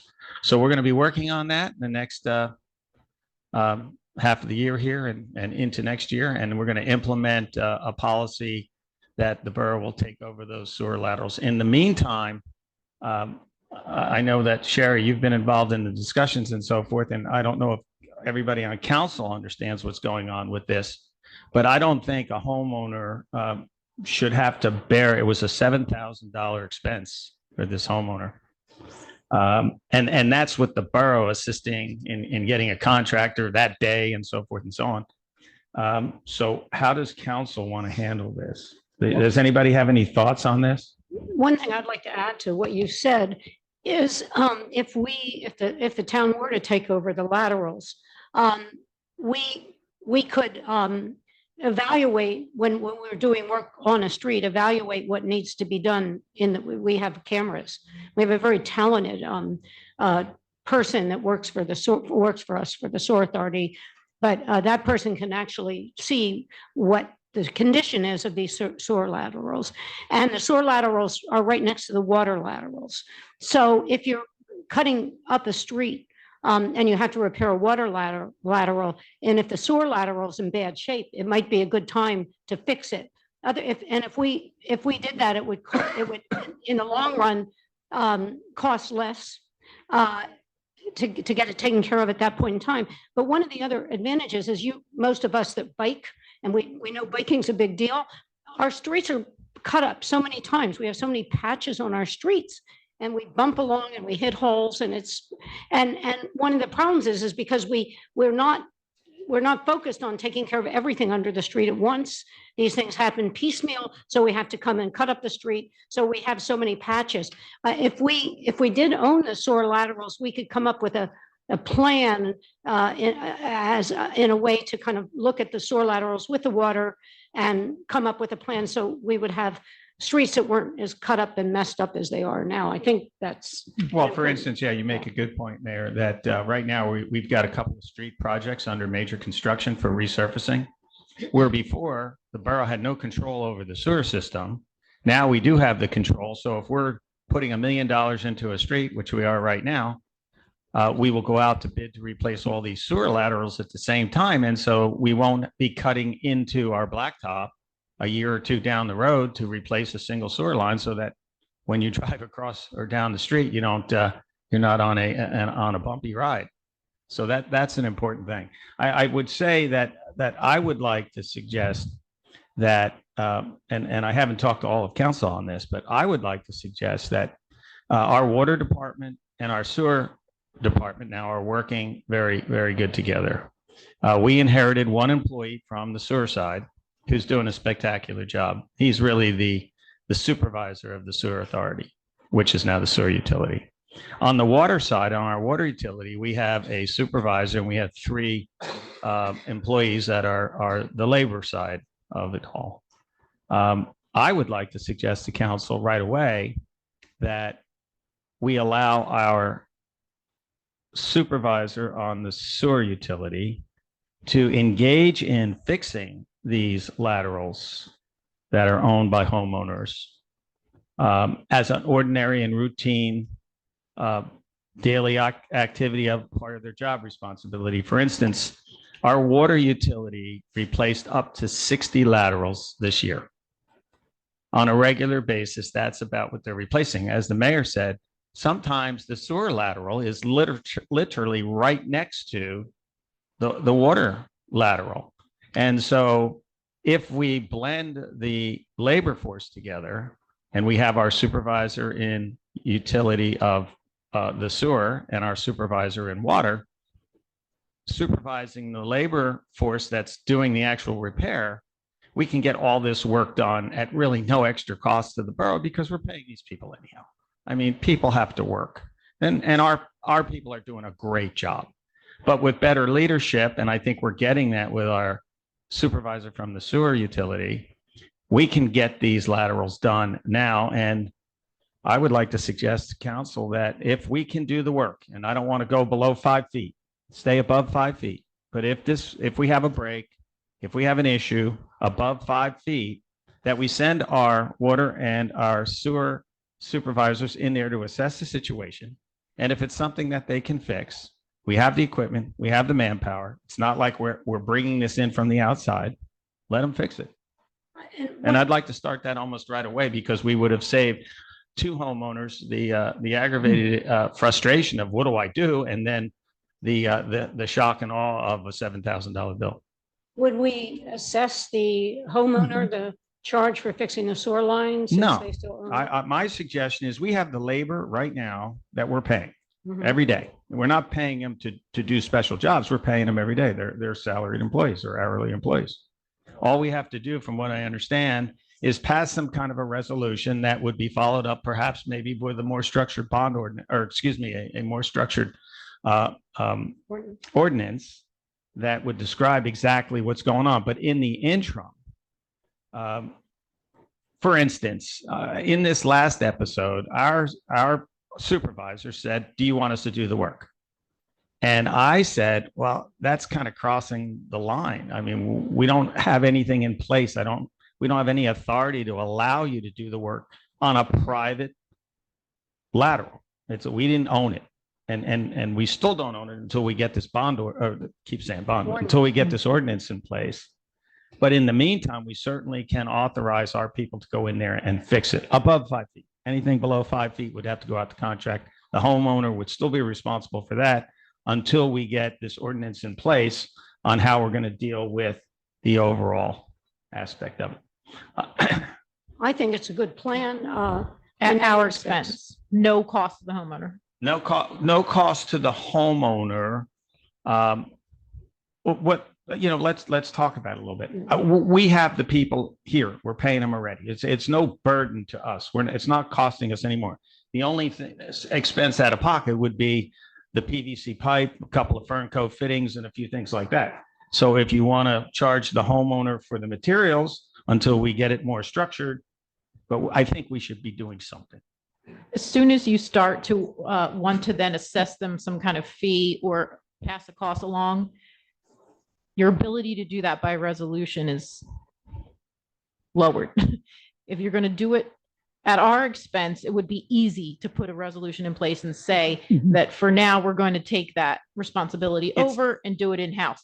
If you're going to start to assess a fee, you're going to need an ordinance. And it would I would like to just do it at our expense. The plastic pipe is not expensive. Like I said, we inherited just about $2 million in cash in the bank in the sewer authority, all of their property. It's a well-financed, well-structured department right now. And I think we should move quickly to take the burden off of the homeowner in this particular matter. So I'll leave it up to the rest of council. I think it's decide. probably a good idea. I would say, like, for example, on these projects we have where we're looking at the water laterals, we should have Kurt assess the sewer lateral next to the water lateral and see what the situation is. And maybe we should, if it's in bad shape, replace it at that time and start doing that right away, even though we would incur the That's cost. happening. Right. That Sherry mentioned that earlier, and, Oh, yeah. and that's when I asked a question about it, and I think that's, when the street's open and they're working on whatever, and it's a time, the laterals need replacing, that's the time to do it. I think it's a great idea. I'm always worried that my lateral is going to go because I heard horror stories about how expensive it is, fixed income, the whole deal. So selfishly, I think it's a very good idea. I think it will, I think Fifth it Street, makes sense. Fifth Street's the next DOT project we're going to be working on. And I think there's 52 laterals that would border that project that we could take care of as part of the project. That's great. That's, so sounds that's great. 52 road openings that you take out of the mix after you put $1 Right. million into repairing a road. To me, it's something we should move on quickly. And I think the rest of that, the would really appreciate The it. bikers would love Yeah. it, absolutely. We have talked about this actually like over a year or so ago before we took over the sewer because of the constant road openings and closings. In fact, I think we delayed Beach Avenue, or excuse me, Atlantic Avenue because of that. We knew that the water mains were coming through and we held off on it. So it makes sense in that regard. What would, I mean, we have to discuss, I mean, what would an assessment be? Because obviously this is going to cost the town. Sherry, to your point, I'm a little bit, as nice as it sounds, to do it right now. I mean, what happened to somebody who just had it done last month? You know what I mean? I think that it would be more prudent to wait until we pass a resolution. And that way, going forward, everybody's on equal footing. And hopefully nobody has a sewer issue. That's my feeling on it. Do you As a mean, resolution, but do you mean wait until we have an ordinance? A Right. formal ordinance? Right, because I mean, you know, we've gone this long, but I'm just thinking it now. So if I Well, I hope replace your mine, lateral doesn't go, Colleen. just got replaced. Just Oh, got wow. replaced. But again, it was an older house and, you know, we had it done. Well, the effect would be the same when the ordinance becomes effective, that the guy that did the repair the day before the effective date versus the guy after the effective date, you're still going to have the same effect. Michael's suggesting we do a resolution right away to just take ownership and do the work in-house at no cost to the homeowner as an interim. You're still going to have the same Right. effect. Right, but as You're going long to as miss the we, deadline. my point is, I want something legal in place before we go ahead. Because Mhm. if we just say, right now, let's go and let's just do it, and then we'll pass down the road. I'm not comfortable with that. No, we're not saying No. that, Colleen, and that's exactly I why agree. we couldn't help this homeowner out. Mhm. Because we really had no legal authority to do so, and we didn't want to step on a snake here. That, you know, had a bad bite to it, so. I think the resolution is the way to go right now. And like I said, it's not costing the town anything except some plastic pipe. And So- Do we have any idea what the assessment will be for doing all this work? You mean once the ordinance is effective? Right, So we anticipate that we have a DOT project every year and we have a 25-year plan for water main replacements. As part of all of those already planned projects, we will undertake the lateral replacements as part of those projects with capital. And then in addition, we want to start to build a reserve to replace laterals as we run into problems, as one fails, like this woman. And anticipating that a lateral replacement is about $5,000 a piece. Right now, the quarterly minimum for sewer is around $15 less than the quarterly minimum for water. If we brought the quarterly minimum of both of the utilities to match, we would essentially raise about $150,000 a year for this initiative to start to replace and take over these laterals, replace them as we go. If you did it all at once, I mean, it would be $20 million. okay. $20 million. so So what are we talking per homeowner? $15 a quarter. So, yeah, For how long? forever, Yeah, they would match. pretty much forever. I mean, think of it as an insurance policy. The last Yeah. bill we have real time here, less than 10 days ago, was $7,000. So if it costs us all $60 a month, or excuse me, a year, Year. The, $60 a year, now we got to pay to play. So for somebody that just paid $12,000 in the last couple months in sewer stuff, I think it's a good thing for the actually, homeowner. the mayor was one of those issues that we had, and you know, I didn't want to go anywhere near that one. So she went out and did it on her own. I did, I couldn't take, And new couldn't homes? ask one of our employees to do it. No. And That's still undetermined, but we were considering an ordinance that would require new construction right, to put in the new lateral as part of the full program. New construction now, Colleen, is required to put in new or substantially renovated. I thought we had that discussion. You weren't sure about that. I mean, new construction, I think is a no-brainer. Yeah. I think we could still talk about I would think Substantial new or renovation, but- substantially renovated, Mhm. you know, on a $1 million home, if it's, the contractor's going to charge $35,000 or $4,000 more to put a unless sewer. it's already been replaced. If it's been replaced and it's on a brand new street, then there's nothing to talk about. And even better is that our public works and utility departments have implemented a program called ESRI as a GIS program where they're digitally mapping now all the underground infrastructure, the water mains and laterals and the sewer mains and laterals. Which is a really cool database to see it Yeah. all digitized instead of all wild. handwritten. So So- we're really moving forward to build a better Mhm. beach haven here with this all. As we build the GIS for sewer, we can map the laterals as they're replaced and date them. And we'll know which ones are replaced and which ones aren't, and be able to, you know, pull those digital overlays back and see where the infrastructure is under the ground. Okay, I just thought the engineering meeting we mentioned, and then you weren't sure about if it was mandatory for a new house, because I said I thought it should be an automatic, and I Well, thought you that- weren't clear. That's exactly what we're writing right now. We are 15 pages deep into writing this ordinance. It No, is- okay, because I thought you said it was already mandated, but from our engineering meeting, I didn't get that impression. Say that again? Mandate, a new home must install the lateral. And that came up at the engineering meeting. Well, and I thought yes, there was some because they're confusion about that. operating under the rules and regs that existed with the sewer authority. That's what is being utilized right now. So yes, they would have to, there's a mandatory connection to the utility that's required for a new home. Okay, that's, Yeah. I just want to make sure that we're crossing all the Mhm. Ts and dotting the Is along the Things are way. changing from this authority rules and regs to the borough ordinance Hmm. with the ownership of the laterals. That's the Okay. biggest change. Right, okay, thank you. And thank you, Michael. So can we move forward with a resolution on that? I think so. And Kitty, you're Sure. right. Michael, Realizing thank you. this, I You- mean, you Initiated yeah. this. Yeah. Anything else? on Uh, that? no. All right, Jamie, you're up. Okay, can you put up that picture? Yep. So here we are again, talking about the skate park. And I just wanted to mention or address the survey results, since they did kind of isolate 3 specific topics: pickleball, skate park, and a splash park, which I don't really know what that is. We just have to be a little bit cautious when we're looking at data, especially percentage data. And just keep in mind that if you look at one of the slides from the survey, that approximately 1,252 people were from Beach Haven, but out of those 1,252 people, 30% consider them full-time people here that live here.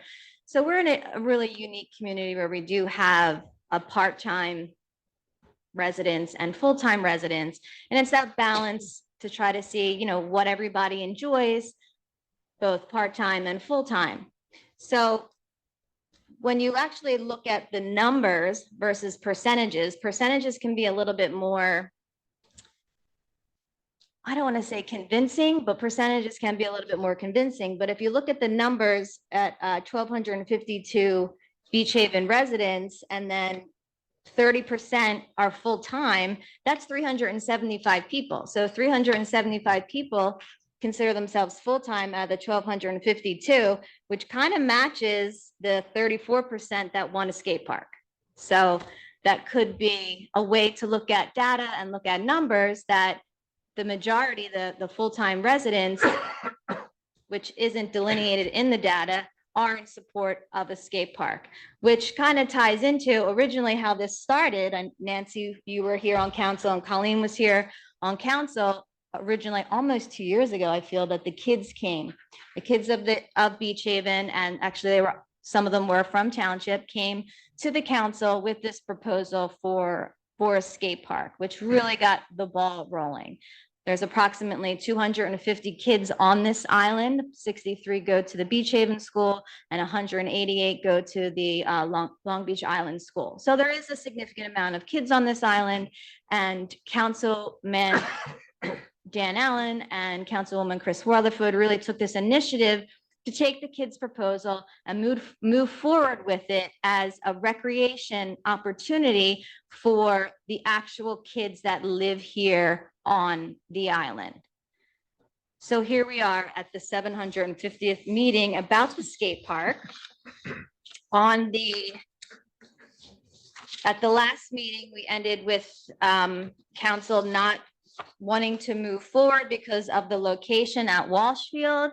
So I did ask council if I could redesign at Taylor Avenue, and they agreed with that. So I redesigned, not myself, but with the input from a local skateboard community of all ages.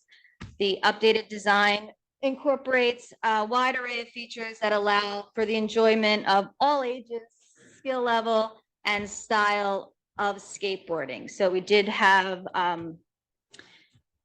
kids of all ages come and ask what they enjoy. And just for people that are, lack of knowledge of skateboarding, I myself am not a skateboarder. There's two basic types. You have transitional, and a street skater. And this park is designed at an a beginner to an intermediate level. It's not an expert skate park. It's really considered a small neighborhood park with the maximum people, probably around 35 people would be the maximum. 35 to 40 would be the safe number of maximum amount. But at the one end, if you look at the very north end, you have an open shallow bowl, which lends itself like a more surf inspired flow. And then the mini half pipe is great for the transitional skater, prefers a more traditional setup.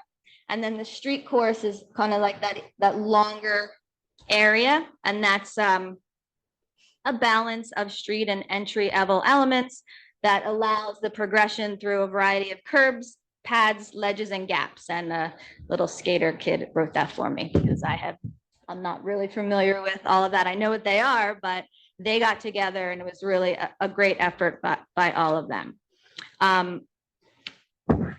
So what I'm asking, I do have to say that when the construction costs came in originally, over a year ago, they were right at the mark, but everything has gone up. So the construction costs did increase by $36,000. So, but I'm still, since I do have the grant, we're still in means of the budget. I just wanted the grant really to offset costs. So I'm still, and I talked to some business owners to do some, in-house fundraising, and I still want to have a community effort. When a community designs a project and the community is involved in a project, they take ownership for that project, and the project is just more of a community project. So Councilman Allen and I, former Councilman Allen spoke, and he's going to help me with that because originally that was his idea for that. So I still want to fundraise and take donations from businesses and residents to really, offset this cost for the town. So what I'm asking for the council is to move forward with this, is to go out to bid. The bid process will be a lengthy one because any municipal project requires a CAFR permit, and that takes a couple months to get every project. Even our public works garage, we had to get a CAFR permit. The state says that every project that the municipality doesn't matter if it's 150 feet from the water, you have to get a CAFR permit. And that takes long because there's always a public comment period as per that process. So that's what I'm asking for. I reached out to businesses. I haven't heard, no one has contacted me. I've shared this design with them. This is actually on Frank Frank Panzone's park, and the Panzones reached out to me, and because I was concerned because it is named after him, and they are very comfortable with this project. They were very forthcoming with me and said that they think this is a great idea for the kids and the local businesses surrounding that. As the kids will skate, the parents can go shop and go eat and whatnot. So they did not have a problem with that, which that meant a lot to me because that park was a very special place. It was used for Chowderfest, but the community that was, not community, the people that were running Chowderfest have no desire to go back to the grass field. So that was not an option for them as well. So that's what I'm asking you for, is to allow me to continue with this project, move forward with this project. I feel like this project is a long time coming, and I feel that we should move forward with it. Any comments from council? I went first last time. I'll let somebody else go first this time. No, Kitty, actually, you went first last time. Okay, I was good. second. I was second. What was that? Why don't we go down the row? How about that? Yeah, start up there. All right, I'll go. I said to Jamie recently about this location. Kitty, I can't quite hear you. I said to Jamie recently about this location, I spoke to the Mascals who own Bay Village. They are very much opposed to this project in the Panzones Park. And although it's not named after them, I think that we owe them, as the owners of Bay Village, I think we owe them the courtesy of at least listening to them. This isn't, they've started, Bay Village has been in Beach Haven for, I don't know how many years. I should have looked that up, but I didn't, for a long, long time. In fact, John Maskell brought The 60s. 60s Chowderfest to Beach Haven.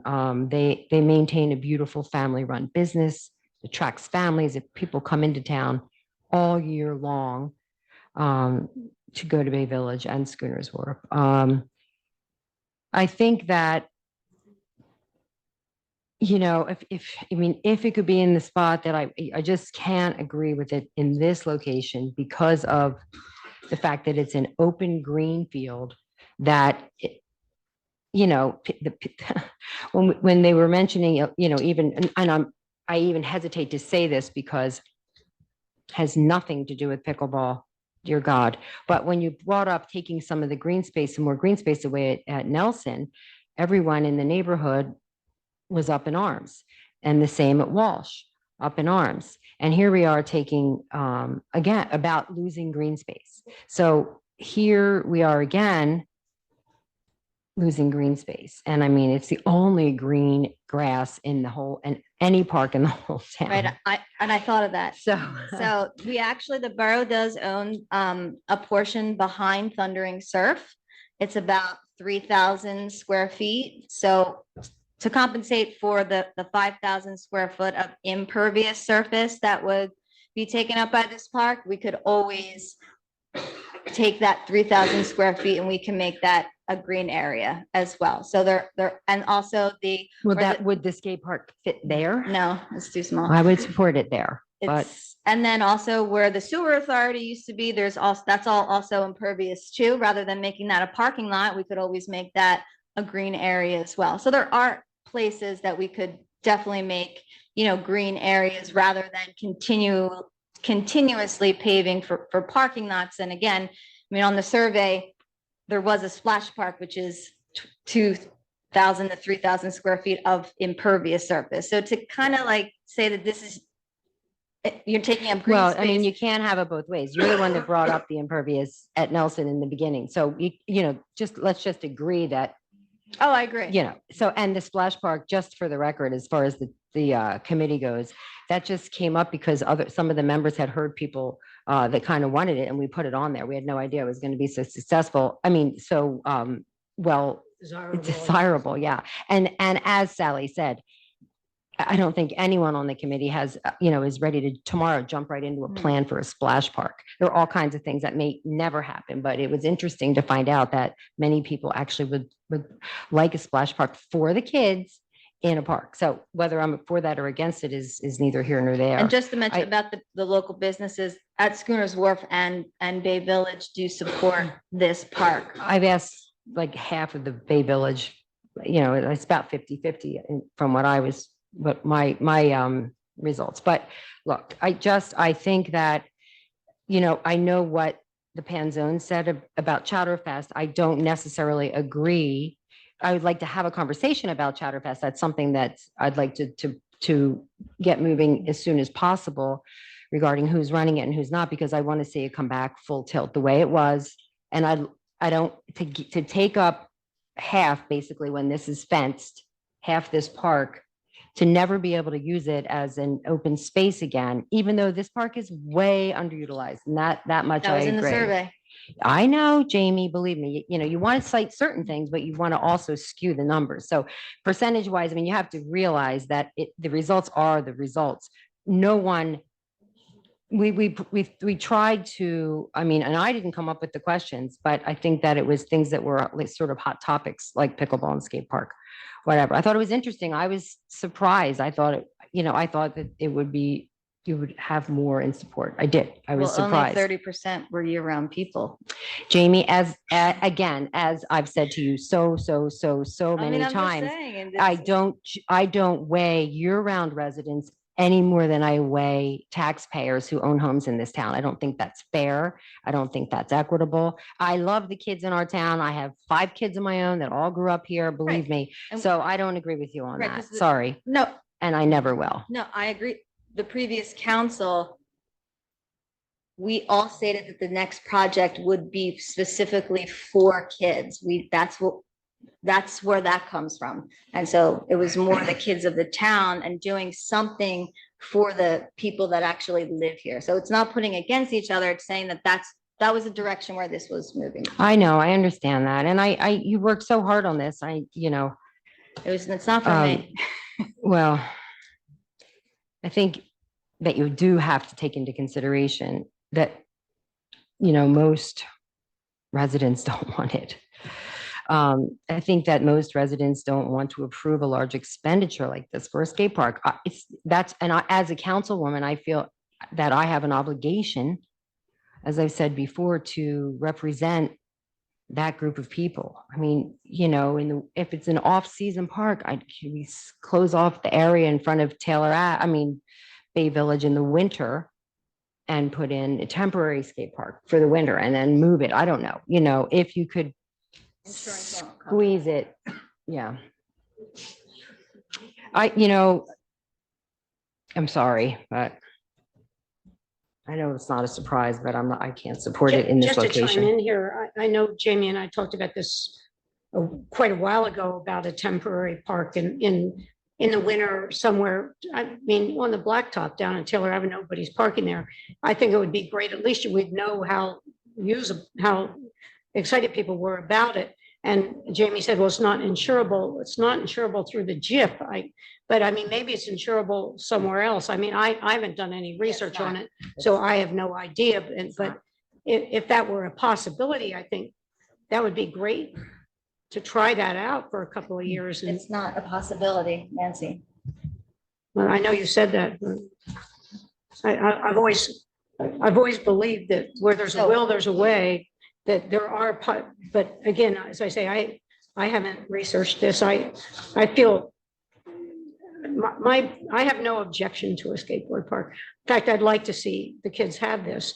I do object to taking that green space, and I know you're saying we can trade green space for one place to another, but if we could put this all the way on the bay on Taylor Avenue, but you say there's not enough space, that I think would be better. I know that the restaurants that are overlooking the field, the Panzone field, aren't thrilled with the concept of the skateboard park there, from what I understand. But these are some of my thoughts. But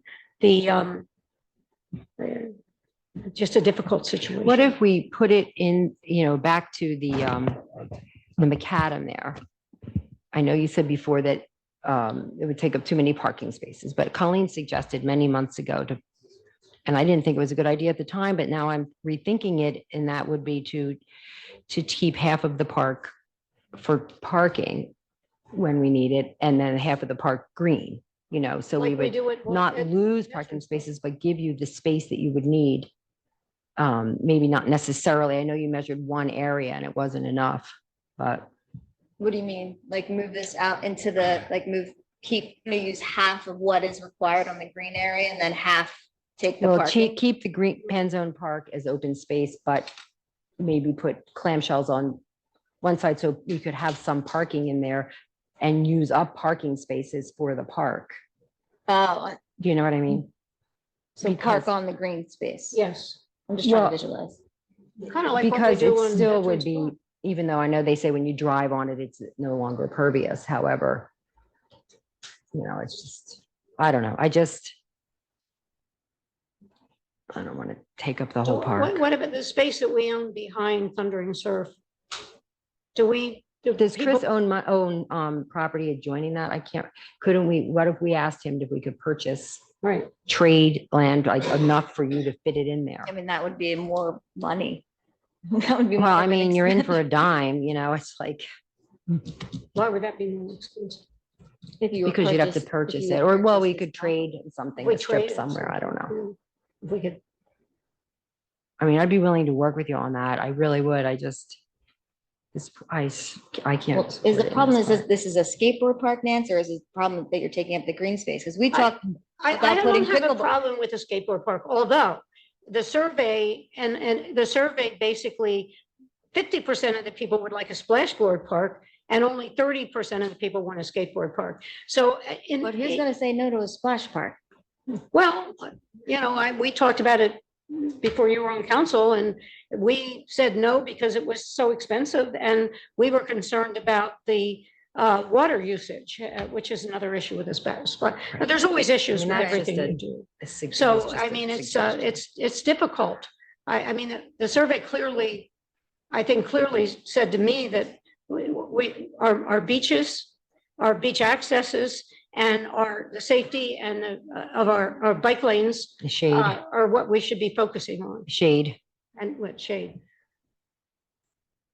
But I mean, I'm not, But I do like to have it all, Yeah, me but too. I'd like to have it I all just too. can't support it in the, I mean, it'd be nice if every Gotta find a spot municipality for it. could get together and we could find some land sort of in the middle of the island where we could all chip in and build a skateboard park there for everybody on the island. I mean, a lot of people using this park are not specifically from Beach Haven, and I don't believe they have to be, but basically, I just think at this time, it's just not a good plan.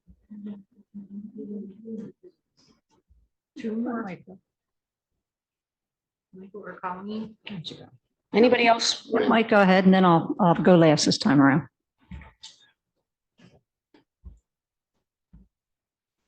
I think this is a really nice design for a skateboard park.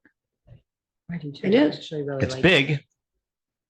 And I do not agree. Jamie, I led you in this direction when it was clear that Walsh Field was going to get voted down. John Maskell is, you talk about bringing people forward to help our town that have special qualities and special things to add. I mean, John Maskell single-handedly brought Chowderfest to this town, and everybody is benefiting from Chowderfest. Since COVID, Chowderfest has fallen, and John Maskell is not in favor of this and wants to bring back a vibrant Chowderfest. So I am supporting you, Jamie, building a skateboard park. I've said it before, I'll say it again. Finding the right spot is the key. And clearly you haven't found it yet, but I think you should keep trying. I would not bury this project. The irony of this whole thing is that What was your idea? No, that it The took, location was your idea.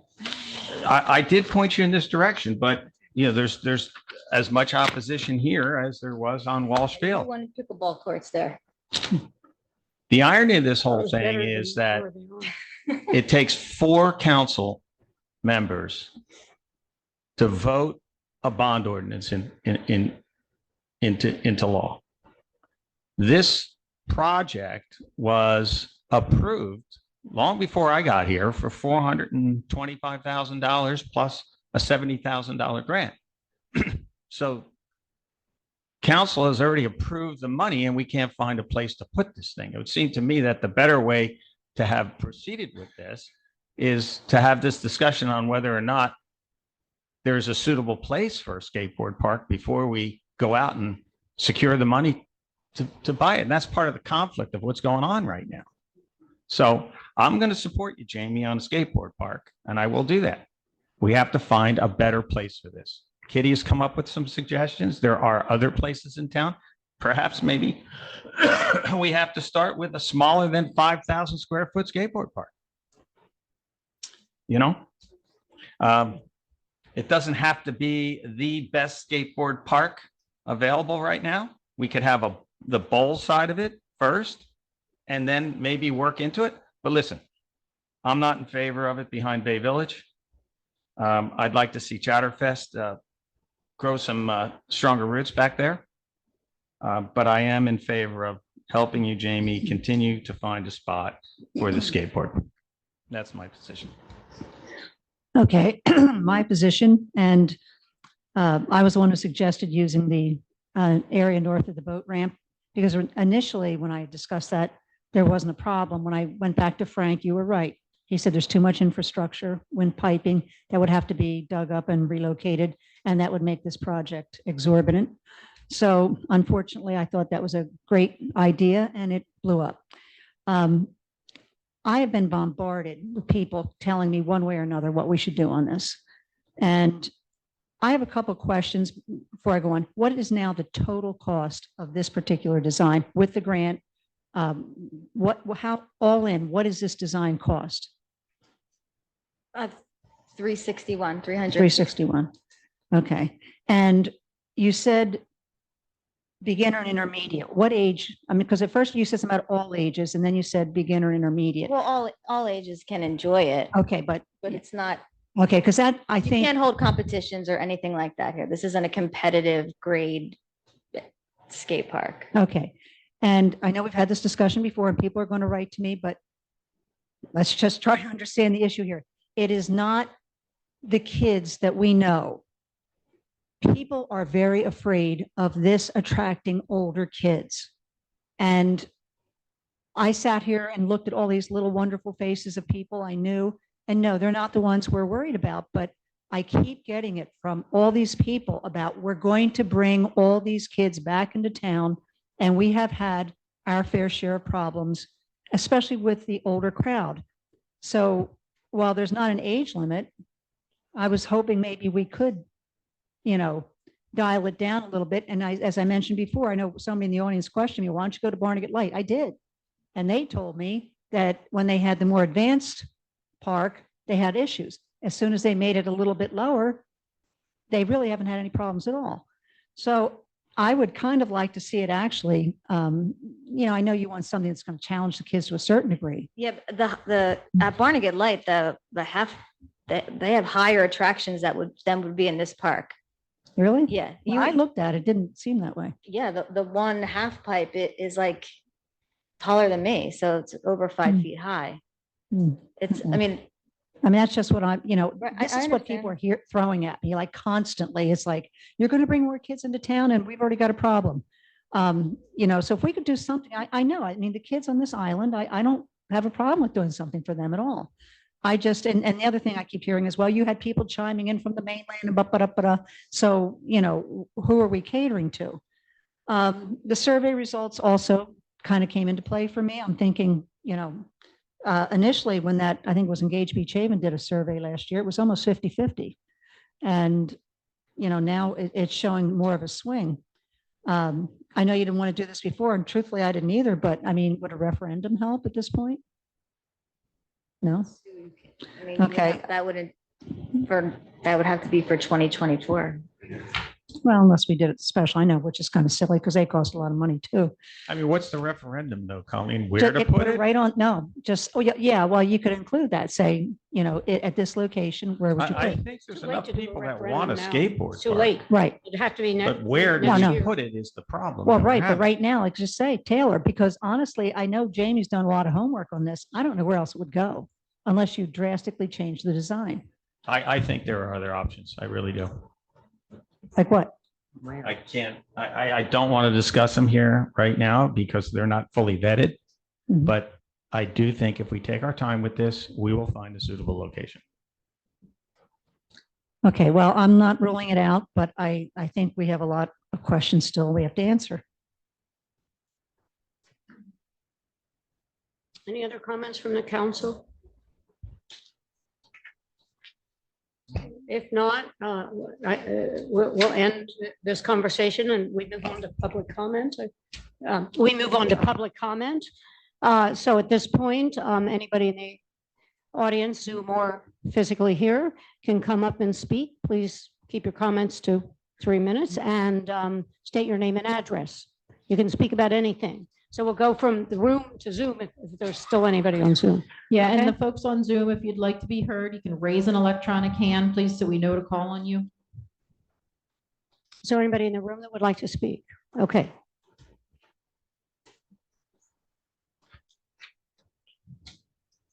Mike McCaffrey from 300 Jeffries Avenue. I guess I would have to direct this towards Mr. Batista because this is about the water meters that they put in. It was during when you were in the administration. What are meters? The meters. Yes, the meters. Okay. And I keep hearing about this grant that he had gotten for $2 million. It was in the papers and you brought it up again today. If I remember correctly, when they were going to do these water meters, it was told to me that there was going to be a grant for $7 million and it would not cost anybody in the borough a penny. That's why they were getting it done then. Okay. After the meters were put in, it came back to us that they didn't get the grant or the full grant, whatever it is. And meanwhile, we're being charged $125 a quarter, from what I understand, to make that up, which works out to somewhere around $500 a year, whether you used water or not. Now, personally, it's been going on for, I think, 12 years, maybe 14. So that would put it up somewhere around $6,000 or $7,000 that I personally paid, and I'm sure that everybody else paid that same amount. And I look at it, and in other towns, they did it in a completely different way, where you bought the meter from the town, which cost $200, and then you put it in yourself. And there's no way that it even cost $500 to have that done.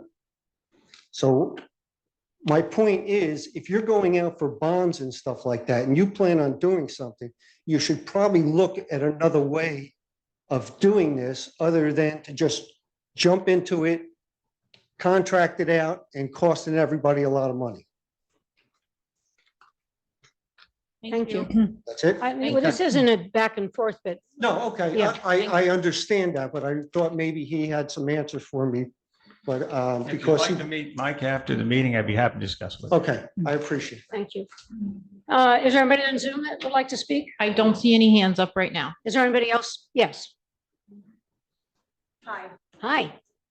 Bridget Johnson, 334 Ocean Street. One question, Michael, or anybody on the panel, is the pumping station up and running at Pearl Street now? No. No, Okay. Well, we did get a date, Yes. and the date is, I can't remember offhand, but it's pretty November close. 8th. November 8th. Okay, Yeah. I'm just worried because I've never seen our street as bad and also Walsh Field as bad with, and it's not even rain, it's just the tides. So I just wanted, I I was can just address worried that in that, our final comments for you. yeah, I was just worried that perhaps it was already up and that made me a little nervous. So that makes me feel a little Let's hope bit they better. work. Okay, Right. thank you. Yeah, they have given us several deadlines. And unfortunately, last winter, they told us that it would be probably late fall, early winter, and now they're looking at November 8th. Okay, thank you. Anybody else in the room like to come up and speak? Yes. Hello, again, council. My name is Don Miller. I own Surshak South on 325 9th Street in Beach Haven. I guess, obviously I wanted to address the skate park or lack thereof at this point. First and foremost, I want to address as far as the location in Taylor Ave. I have a business that is located within eyesight of that. Obviously, I have been a proponent of the skate park regardless of the location for quite some time. I pushed for it for Walsh Field because I felt like that was probably the most appropriate place for it to go. I understand the residents disagreed, and that's why you guys came to the conclusion that you did. But Taylor obviously would have been the most beneficial to me, and yet I didn't necessarily push for it. When I heard that that was a possibility, I obviously took it upon myself to ask as many of the different business owners there as possible. And you said you talked about 50-50 at Bay Village. When Jamie sent me the designs, I immediately sent an email to every single owner in Schooners and Bay Village. Of all of them, 7 responded to me directly through the email with nothing but encouragement. Since then, there's probably been another 5 or 6 who have had personal conversations who have also been positive. I understand JB's preference might be weighted a little bit differently, given that he owns Bay Village.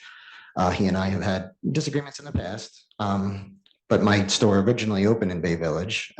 He gave me that opportunity, so I'm still grateful to him, despite the fact that he and I might not maybe be on the best of terms now. And I understand, considering his opinion maybe a little bit more so than the average resident, but he is still just one person.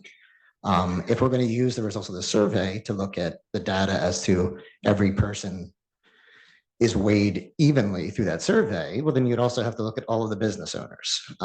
When you say the people who own the restaurants overlooking it are not in favor of it, I've had conversations with Gazebo and Karen at Bistro. It's my understanding that all of them are in very much favor of it. I could go down and name just about every single person that's in favor of it, and none of them have told me explicitly that they would like me to use their names, but I can say that it's all of them. I've also talked to Thundering Surf, and Dan and Chris seem supportive of it. I talked to Fantasy Island, and obviously I'm close with the Panzones, and I'm very happy to have their support too. But as far as I understand, as a business owner in that complex, and knowing all of the other business owners in that complex, it does not sound like a 50-50. It sounds like one very loud person 30 seconds. and an overwhelming amount that are not. And then as far as just wanted to address the survey, it's important to note 19 and under was a microscopic amount of respondents. Now, I know they had the ability to respond and they didn't, and that is on them. But needless to say, I think we all know that the most people using that park will be 19 and under. We're doing this for them. We're not doing it just for specifically Beach Haven taxpayers. We're grateful that they pay the taxes that allow us to do those things, but that alone does not make them a member of the community. Being a member of the community makes you a member of the community. And these kids that work at all the businesses, that volunteer at Chowder Fest and Fall Fest and all of the other things, That's they also fine. deserve something too. And that survey does not take into account the people who did not reply to said survey. But thank you. Thank you. Thanks, Don. I do have someone on Zoom, Nancy, at this point. Okay, thank you. Jason Murray. Thank you. Jason Murray, 408 Beach Haven. I want to thank Jamie for her tireless efforts in sort of spearheading this movement to get a skate park into Beach Haven. I know that she's worked tirelessly on this with her team and Brad in designing multiple versions of this. I have to make some comments or address some comments that were made in regards to the design and the overall footprint of the skate park. At 5,000 feet, this is a very small skate park relative to what the norm is. This is not, extravagant. It's not huge. By most comparisons, this park has a very, very small footprint relative to what most municipalities are building at this sort of time and date. The other thing is that this is not a destination skate park. part of that is because of its size and because of, as Jamie noted earlier, that it's skewing more towards a sort of beginner medium skill level. That's not to say that an expert wouldn't be able to have fun and enjoy the park as designed, but really this park is designed for kids and for people to learn and progress. And I do appreciate the design elements that are in there. There's something for everybody. There's something for someone like myself who has been skating for 40 plus years. There's something in there for someone who is just picking up a skateboard for the first time. And I do believe that it would be, appreciated and utilized by the residents. I understand the concern that you do not want to create a sort of destination or a feature that's going to attract more cantankerous teenagers. But at the same time, like, shouldn't we give the kids that live there something to do and not be like ruled by the fear of these like hordes of unruly skateboarders coming to take over Beach Haven? Because I really don't think that's a thing. And I think skateboarding in general, as I've said before on numerous past meetings over the last 2 years, get a bad rap. I also think that sort of drives some of the survey results that you're seeing from people being opposed to a skate park. They may not be opposed to like having a skate park, but the way that it was worded, it wasn't location specific. Are they opposed to it at Walsh Field? Maybe. Are they opposed to it at Nelson? Maybe. Are they opposed to it at Panzones Park? We don't really know because we didn't ask that. As the previous speaker said, I think that's the perfect place for it. It's in the middle of a commercial zone. It's surrounded by commercial entities. There are no residential properties that are anywhere near that location. And that current park is not really used for anything. As Jamie indicated, the Chowder Fest is long gone. 30 seconds. I do have the utmost respect for the Maskell family. It's my very first job in Beach Haven. But again, like, one person's vote shouldn't weigh more than other people's. And it's about time we have this, like, just make the decision. You guys have been moving the field goal posts on Jamie for the last 2 years. Okay. Like, the kids have spoken. That's what they want. Bring something to the community that benefits them. Thank you. Thank you. Thank you. Thank you, Jason. Anybody else from the audience like to speak? Nobody? Oh, yes, come forward. Kathleen McLaughlin, 2404 South Bay Avenue. I guess one of the thoughts that I had, I feel for Jamie, who's put so much effort into this, that I feel like each meeting, when we come to hear what the status of the project is, that she's kind of been on her own to facilitate something that's already been previously supported by council. And, the land, in Bay Village, that land is owned by the borough, correct? Am I on the right path? And just as a little bit of history, where we live, we're right adjacent, to the pickleball courts. When 25 plus years ago, there was a baseball field there. And then that was replaced by street hockey. Originally, the street hockey was to be the back of the parking lot where, Bay Village is. And my understanding is then that the Maskell family did not want the hockey there. So they were given, consideration, and it ended up the hockey on Nelson Avenue. And then it became pickleball. So I think we have to, be sensitive to everyone's needs, but it can't always be one individual group that is given the consideration. I mean, when that, I understand when it went from hockey to pickleball, it wasn't supposed to be permanent. Somebody who was on that committee told me that was supposed to be where the nets could come down and it could still be used for other activities. It's there permanently. So I think we have to look at everyone's needs and go forward, at least help her. I just don't think she should be sent out constantly, redesign, get smaller, find another site. I just think that other members of council at least have to help her come to a point where then you make a decision. Thank you. Thank you. Nancy, I have another one on Zoom, please. Todd Elsesser.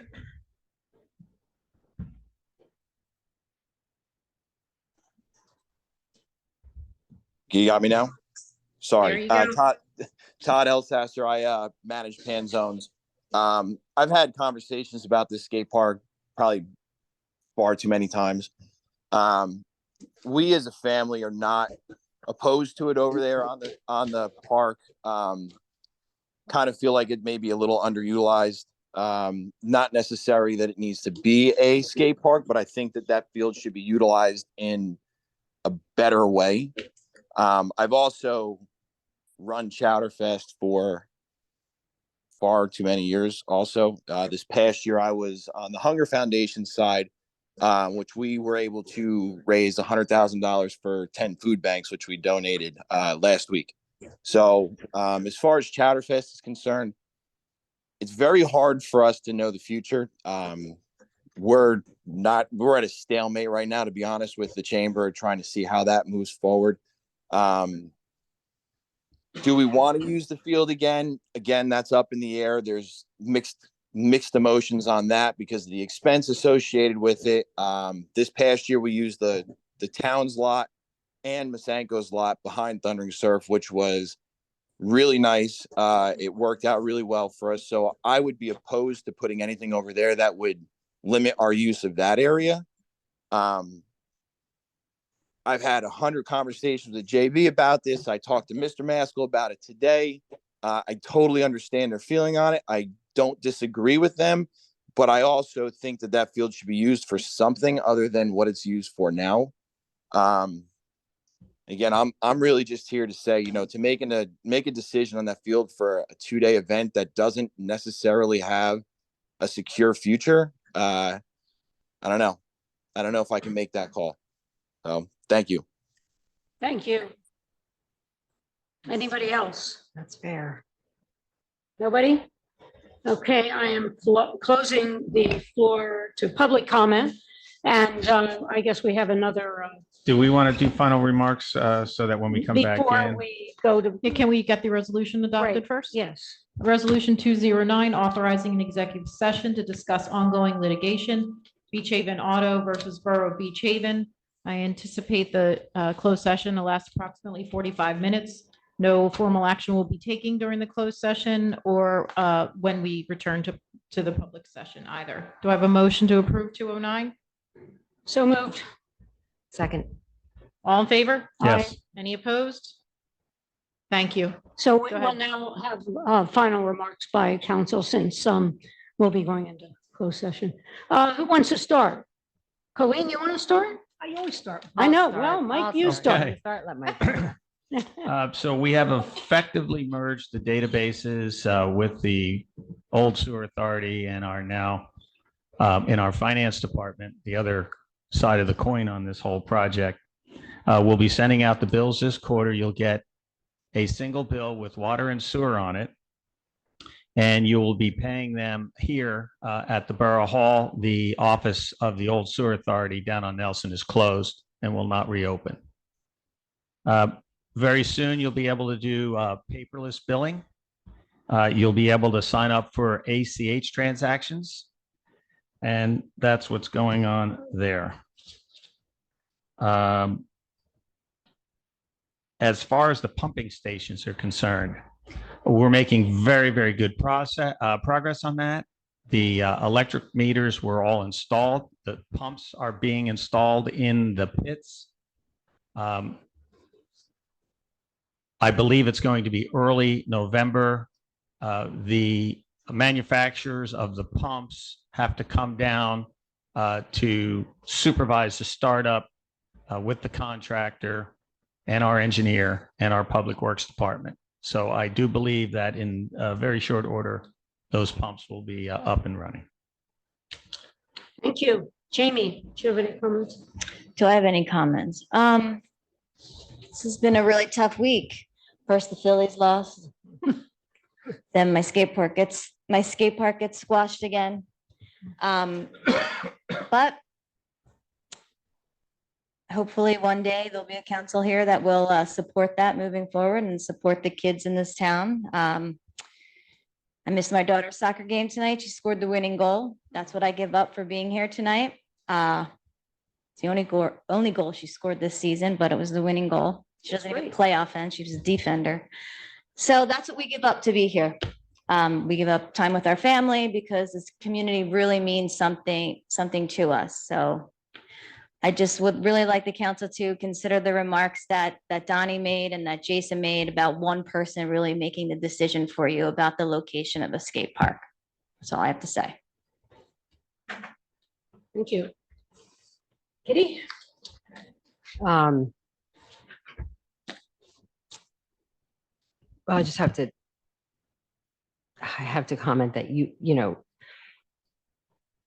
to suggest that we don't care about kids is just, again, really offensive. And it's wrong, and I don't think you should go there. So I'm sorry that you missed Quinn's goal. I'm hopeful that she will make a lot more. I've missed many, many games of my kids through the years, and it's just part of being a parent. I'm sorry that you had to miss it, and I really appreciate all your hard work. I know that I respect you tremendously. So maybe we could, I don't know, we'll see. But I do want to say I'm looking forward to starting up our pump stations early next month. And I'm happy to report that I've talked to Sherry today along with Officer Metal, and we're in the process of ordering defibrillators for next year for tennis, pickleball, and basketball. Thank you. Thank you for coming. Okay, just want to wish everybody a happy Halloween. Be safe and careful out there. Tonight, the Tim Atwood concert is at 7 o'clock at the Methodist Church. It's going to benefit the fire department. So if you hustle, you can get down there. Saturday, the Seashell is having a pet parade, and then Sunday, they're having their annual fish fry. And the proceeds from that will go to the fire department and the first aid. So, please try to support both those efforts. It is great to know the pumps are coming on. Like I said, we have been waiting for this. This actually predates my time on council. And so when they said last winter they would come on this fall, well, we were very excited, but took it with a grain of salt, and thankfully they are. And thank you all for coming, and a special thank you to all the people who are here for the survey committee. Appreciate Parks and Rec.